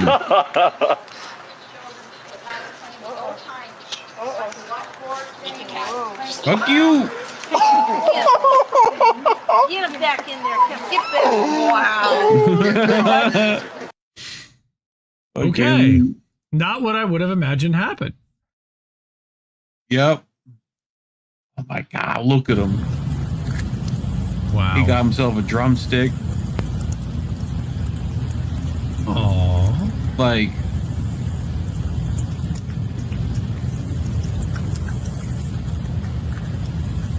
Wait till it sees its shadow, though, you know? And you're gonna be like, fuck. Look, is spooky month, so we have to have this.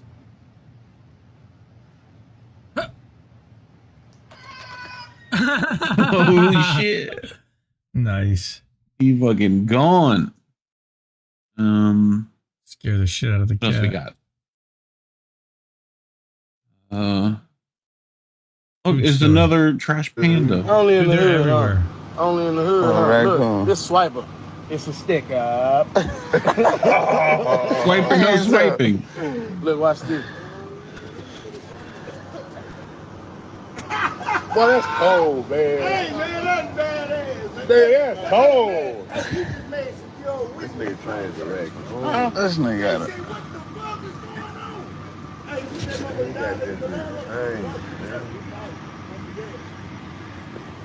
Oh, he like you. Rabies. Rabies, babies. I fucking love that. That's cute. You ready to see him do his little trick? You gonna do it? You gonna do his little trick?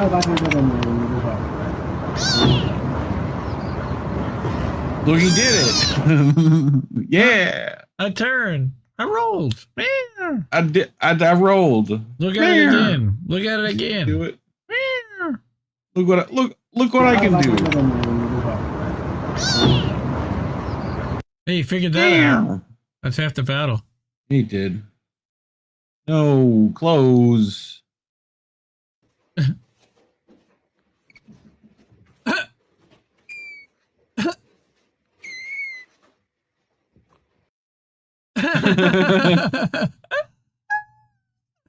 Oh no. This is also another good sound. Ready?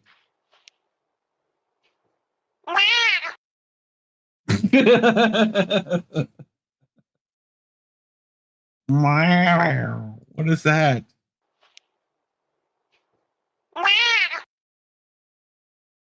That's hey, open up, motherfucker.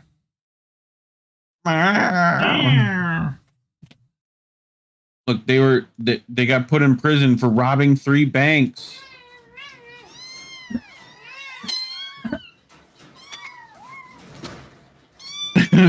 Let them out. Free the kitties. Oh. Free them. 7-year-old me waking up, but there's nobody around.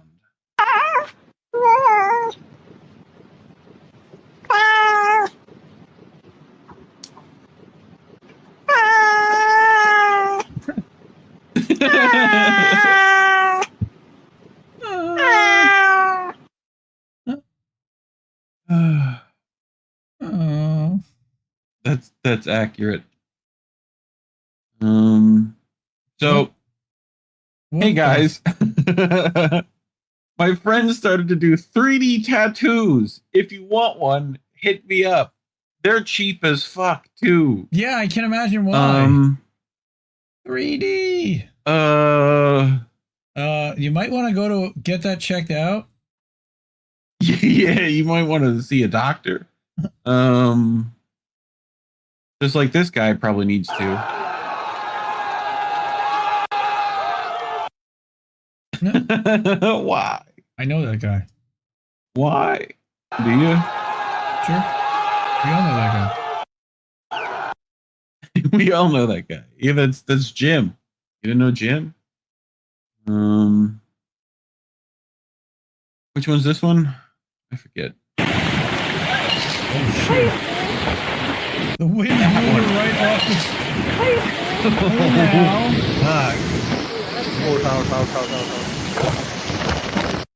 How fucking windy is that shit? That must be Chicago. Like, maybe. It is the windy city. Can you tell me what's going on here? I'm Tony Knoxville. Welcome to Jackass. Welcome to Jackass. Like, what the fuck, dude? Well, he's trying to not get stung, and he's trying to dig something where there's a whole lot of bees. So how do you stop yourself getting stung? This is like the worst Power Ranger. Is this like the beehive suit? Oh, beehive! Oh God, no! Don't start pulling on your. Oh goodness! No, the bees are gonna get in. What the bees? Fuck are you doing? Why? Why, sir? I think those are hornets. What is happening? Oh, they're murder hornets? Even maybe. Well, you don't want to get stung by one of those. Jesus Christ. Hi!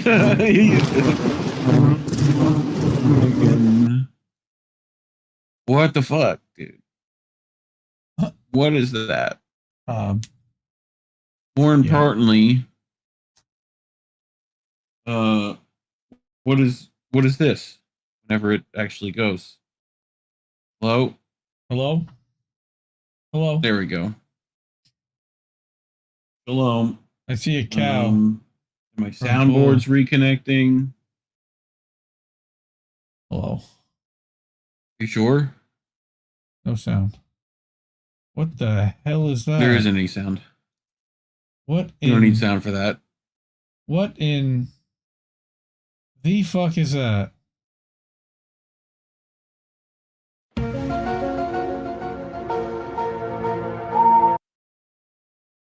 Like, what is that?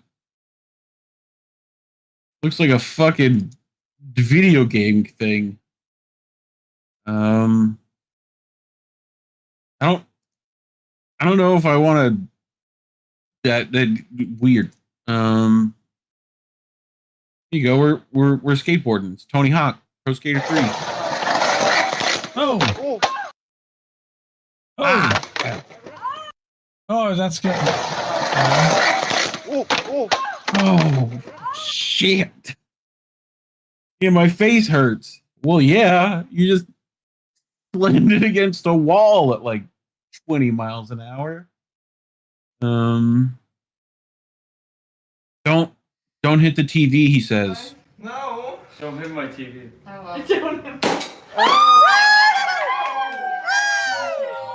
What happened? He told you not to hit the TV. Now it's a party. Here we go. And they're all laughing. Dude, I would be so mad. Bro, I will never forget. I'd be so mad. He just told you. I will never forget. I was at. Don't hit my TV. I hosted a party once and brought out a 3-foot glass graphics clear bong.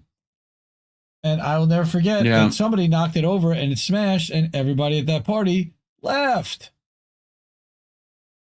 Left. So I feel party that foul. very much. Here you go. I feel this lady. I Googled my high school arch nemesis the other day.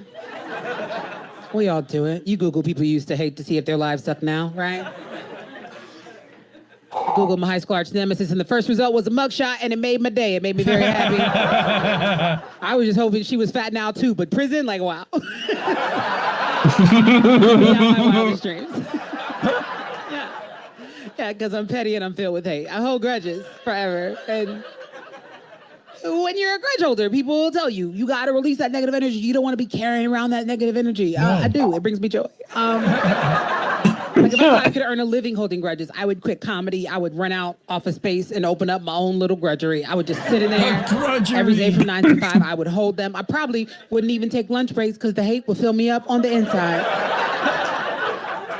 I would take over other people's grudges. That's how much I enjoy it. Like, just come into my grudgery, give me some money, and tell me the backstory. You know what I'm saying? Just have a seat. Now, what did this bitch do to us? Like, you know?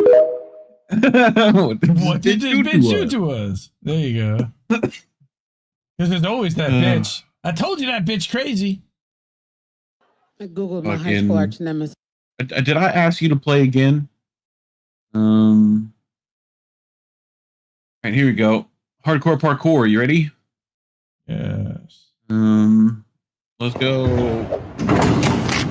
Oh. Wait. Yeah, bro.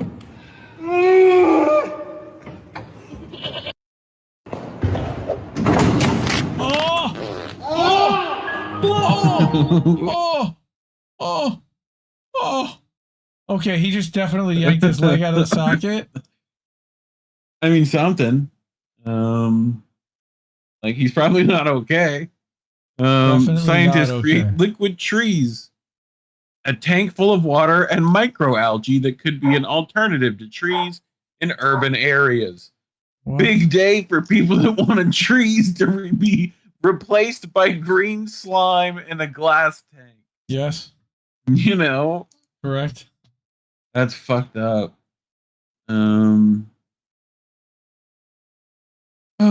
We're about to get married. You ready? Yeah. I'm going to propose right now. Hi, Get the ring. Get the ring. Where's the ring? Get the ring. I don't know. Gollum has it. My precious. So you either read books or kick ass. Right? Well, wait a minute. And that's very funny that you say that. There was updates. So people wondered what's the backstory, right? Well, I'll tell you the backstory. Nope. The gator stole his pizza, bro. All right? Actually, and that's not okay. Check your Discord. Okay. Where do I go for that? I go here. Discord. Because INN's Joe had something to say about this as well. In response to Pablo. See if I can get here. And action. Nice. What is that, an octopus? I think that's Snuffleupagus, but maybe. I mean, that is an octopus with his arms Joe. folded. Meet Joe. That's Joe. We go full throttle. We go full throttle. That's in a different part of the soundboard, but yeah. Let's go full throttle. There you go. So, but yeah, I just wanted people to know what happened. Gator took my pizza. I kick Gator in the face. Damn right. That was an excellent sidekick, sir. Whoever you are. Oh my God! Look at all that. I died on this one. Welcome to my 638,000-pound life, bro. Oh, God. steak the size of your motherfucking back. I mean, listen, this is America. It's the fattest place to be. And what get me about it, bro, is the way we strategize our obesity. Make it look delectable. That's a 2-hand carry steak. More fucking cholesterol, bro. And he ain't done. But he got 9 potatoes and 8 strips of bacon. Here's the kicker. He put cheese on the bacon. Of course he does. What the fuck? Cause walking that motherfucker on the side of high cholesterol. Please add some indigestion and clogged arteries, if you will. If you have an erection, that's fine. Look at it, bro. You're so meticulous.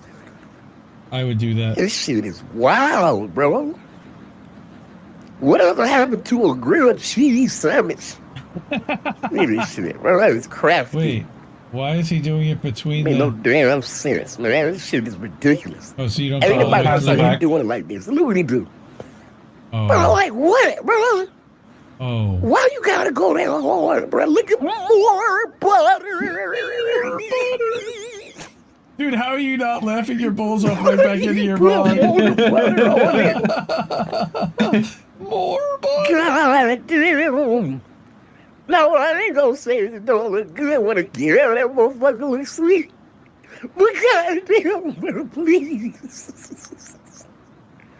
Oh. Shit, my heart hurts looking at this. That's yummy. Bro. Oh my god, is that gorgeous? Yeah, that shit.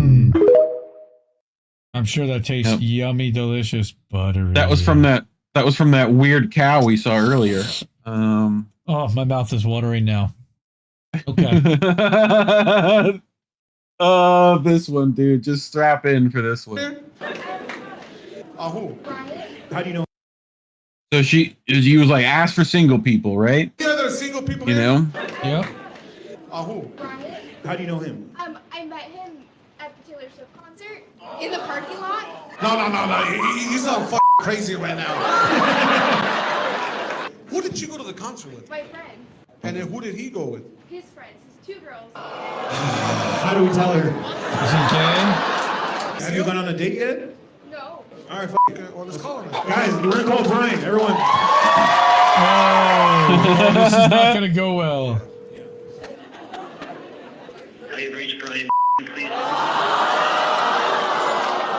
You got another crush we can call? Take off. Call your ex. I'll tell you this. If we call Mr. Brian on her number... You're so toxic. Why are you so toxic? Well, let's do it. Let's try. Mr. Brian will answer the phone. Oh, shit. Hello, this is Brian. Ugh.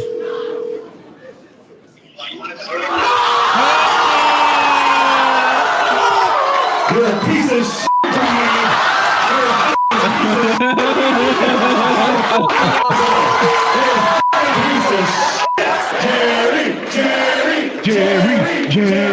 Jerry. Oh my god. Could you imagine getting that phone call? It's so funny, dude. I want that. I want his reaction. I want, like, I wouldn't react. I need more to this story. Wow. I want to see those text messages later. Can I ask you a question? This is Mongolian? Can I ask you a question? Sure. What? You might be able to. It looks like a thong, thong. What? Is Mongolian. Ass blasting? It's a Mongolian food. Oh, damn Mongolian! I'm Mongolian city walk. You break my shitty wall, that shitty walk. South Park. How do you get away with it?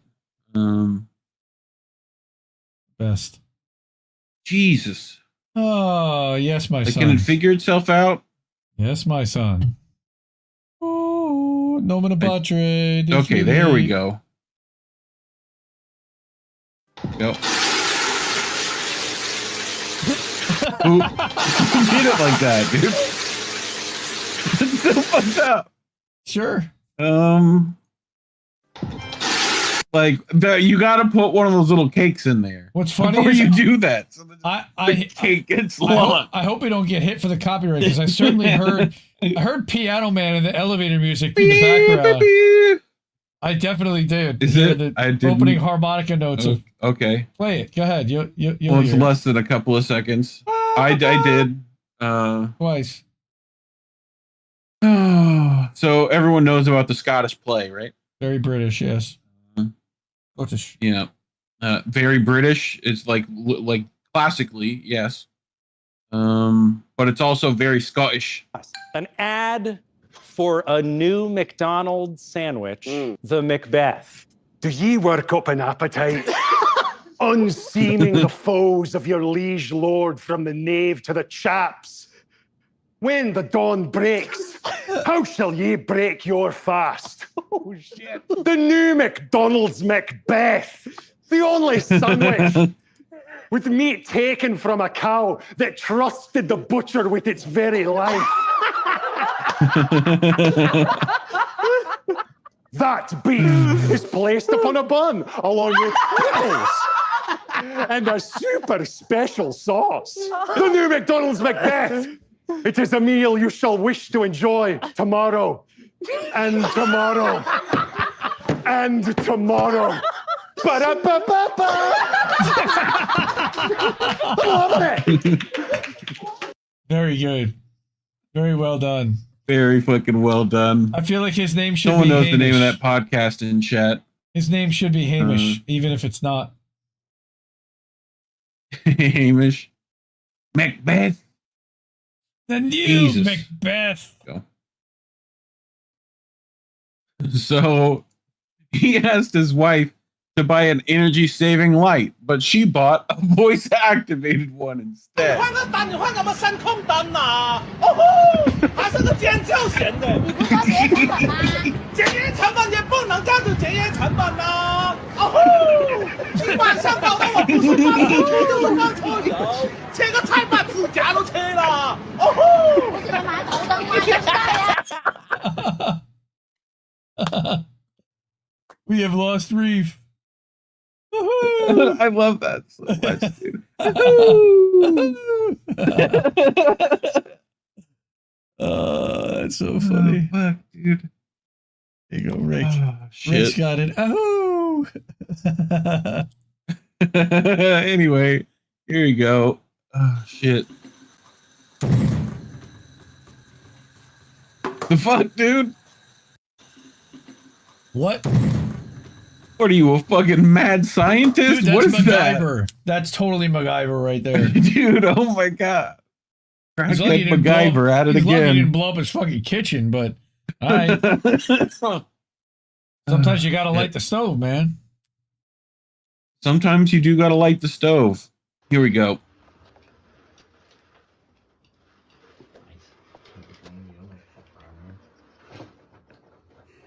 Are they gonna turn the switch on? Move.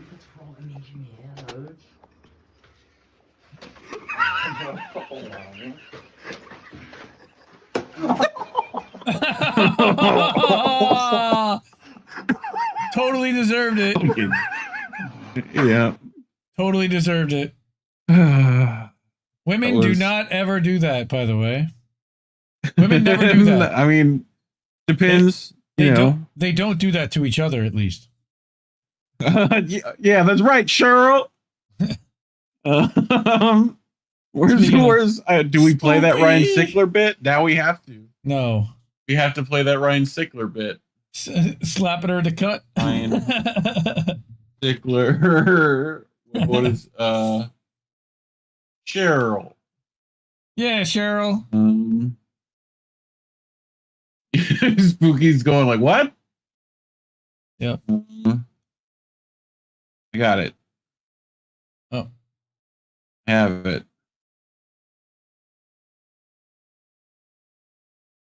Jesus. And TikTok, go I have away. a daughter who's 8, and her brother just turned 18. Okay, this is my stepson, and this is only a guy thing too.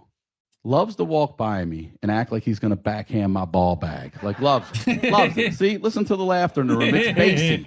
It's basic because it's only guys that do this shit. Here's the thing: every man in here has either done it or had it done to him. Okay, and both. And we don't even get mad. I know one time a guy got me so good he was like, when I was like, oh, I feel that. My spinal fluid. Oh, somebody get a tape measure. I might be 6 foot for the only time in my life. Dude, right on the tip. It stings. It fucking stings.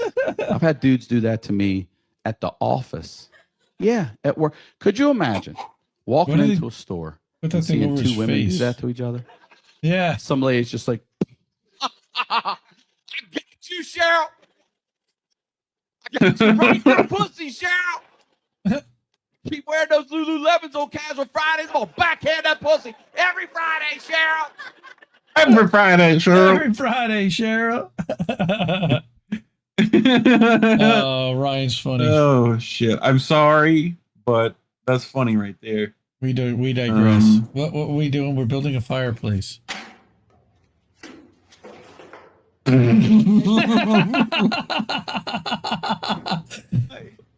meant to do that. Oh yeah, he totally meant to do that. Asshole. Nice. Oh goodness, it's this not lady her again. Not her again. 3.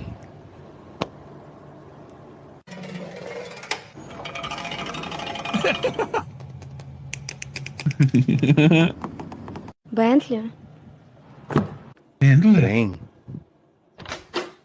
Train.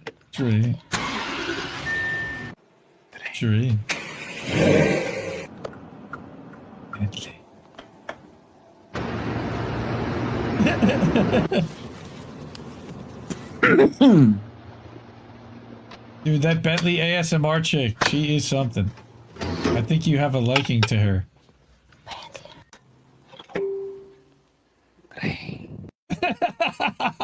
Train. Love it so much. Speaking of trains, you know how we end things here. Oh, is that what we're getting to already? It's only been 3.5 freaking hours. Yes. Is he gonna control the train?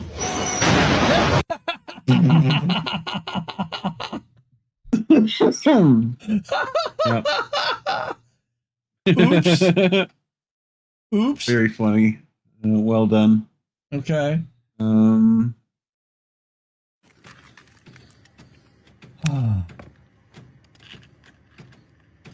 Uh-oh.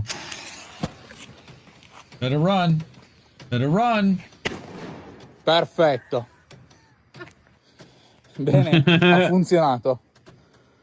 Tutto molto ottimo. Sure. That's right. He's cleaning out an oil filter. That's one way to do it. Blow it out.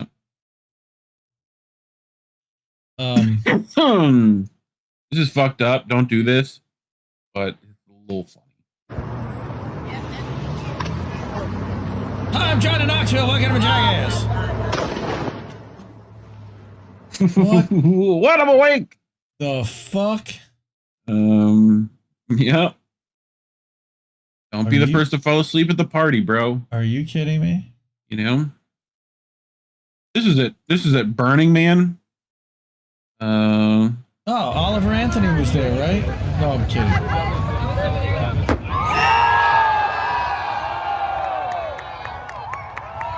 Is that where they're cheering for the Nazis? Maybe. That was Canada. But close. No, they had the big Ukrainian statue at Burning Man. Yeah, I don't know if that was it. Oh, well, hopefully it was. Yeah! Screw Google says. I think that was from earlier, but... All right, last one. See if these remind you of anything.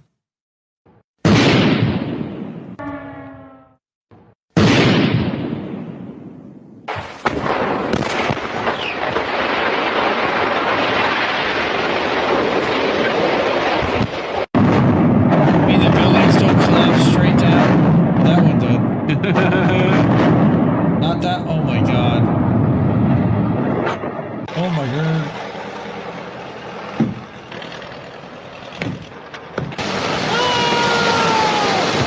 Whee! That's some Euroblock shit there. Building 7 did not kill itself, folks.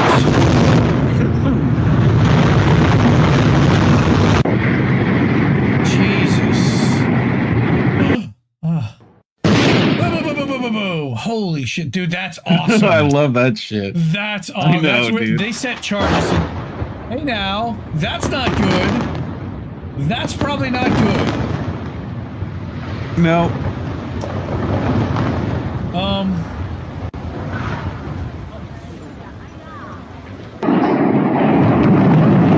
don't know if Jimmy's going to be back tomorrow, everyone.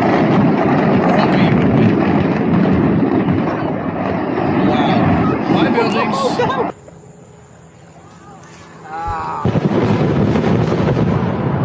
Jesus.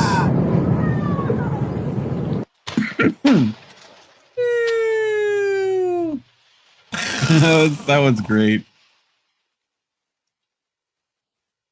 Gamer, he's hosting, but they're hoping that Jimmy's going to be back to sit in the chair tomorrow also.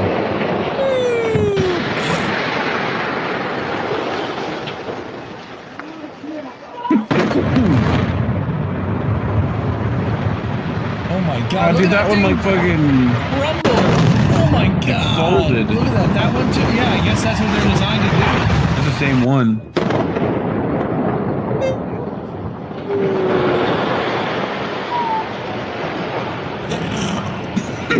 Timber. Damn. Well, that's it. Votes, everybody. We did it. We actually made it through. Yay! All right. So I don't know what Greg and Chris are up to, and if we're gonna have a politically homeless. It probably will not be tomorrow night, but it may. But it will be maybe this week, maybe not. We keep you on your toes here at INN. Yep. Monday, Tuesday, right now we've got nothing on the schedule.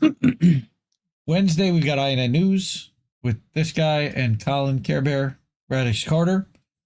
Yep. Thursday night, we will have a brand new Nobody Wants to Work Anymore. Himbo's been sending me stuff all week to include in this week. And it seems like we're going to include what happened with California voting against some kind of unionization today or yesterday.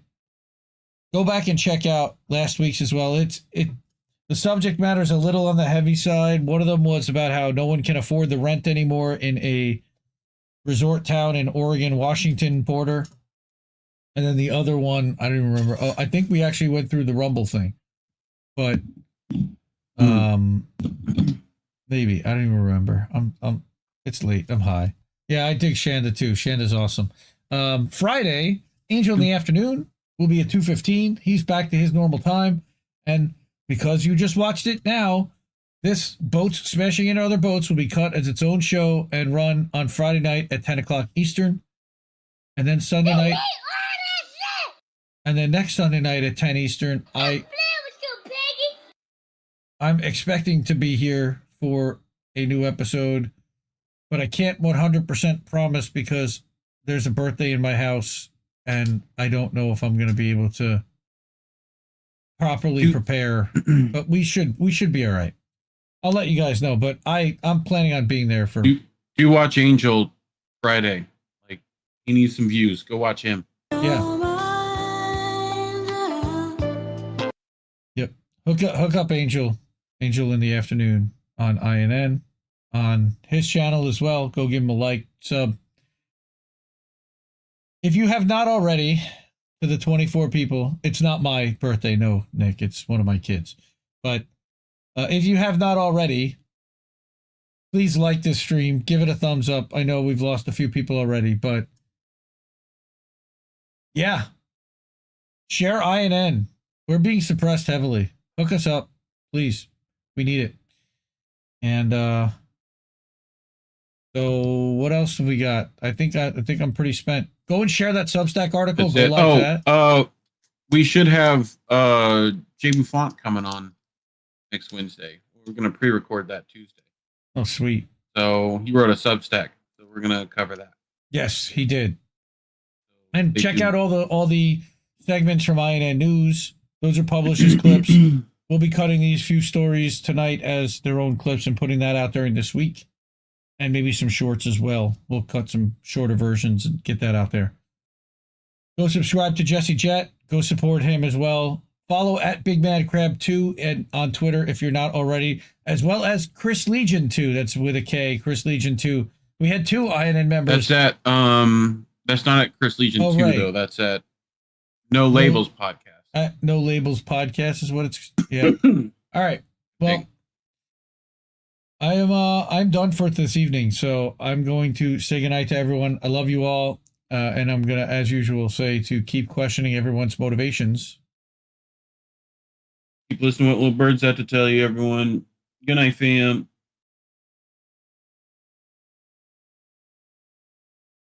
No. Mwah. Ciao, baby.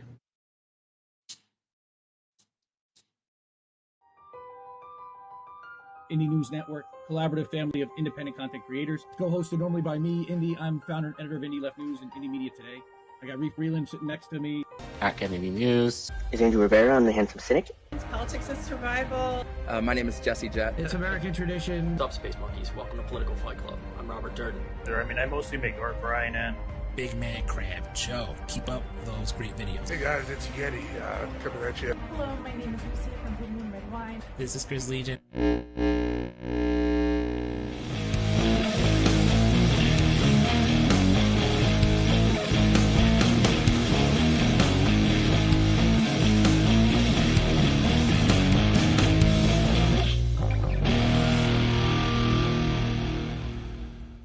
Keep fighting that good fight out there, guys.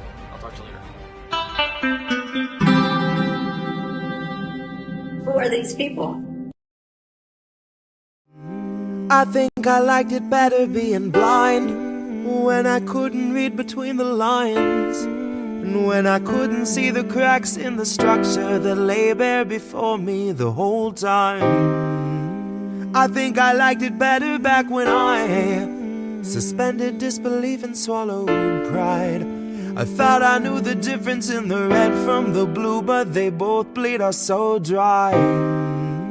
They both bleed us so dry. My favorite songs don't hit the same way. I get to the end of a 4-minute track and I'm only looking back thinking, what did they actually say?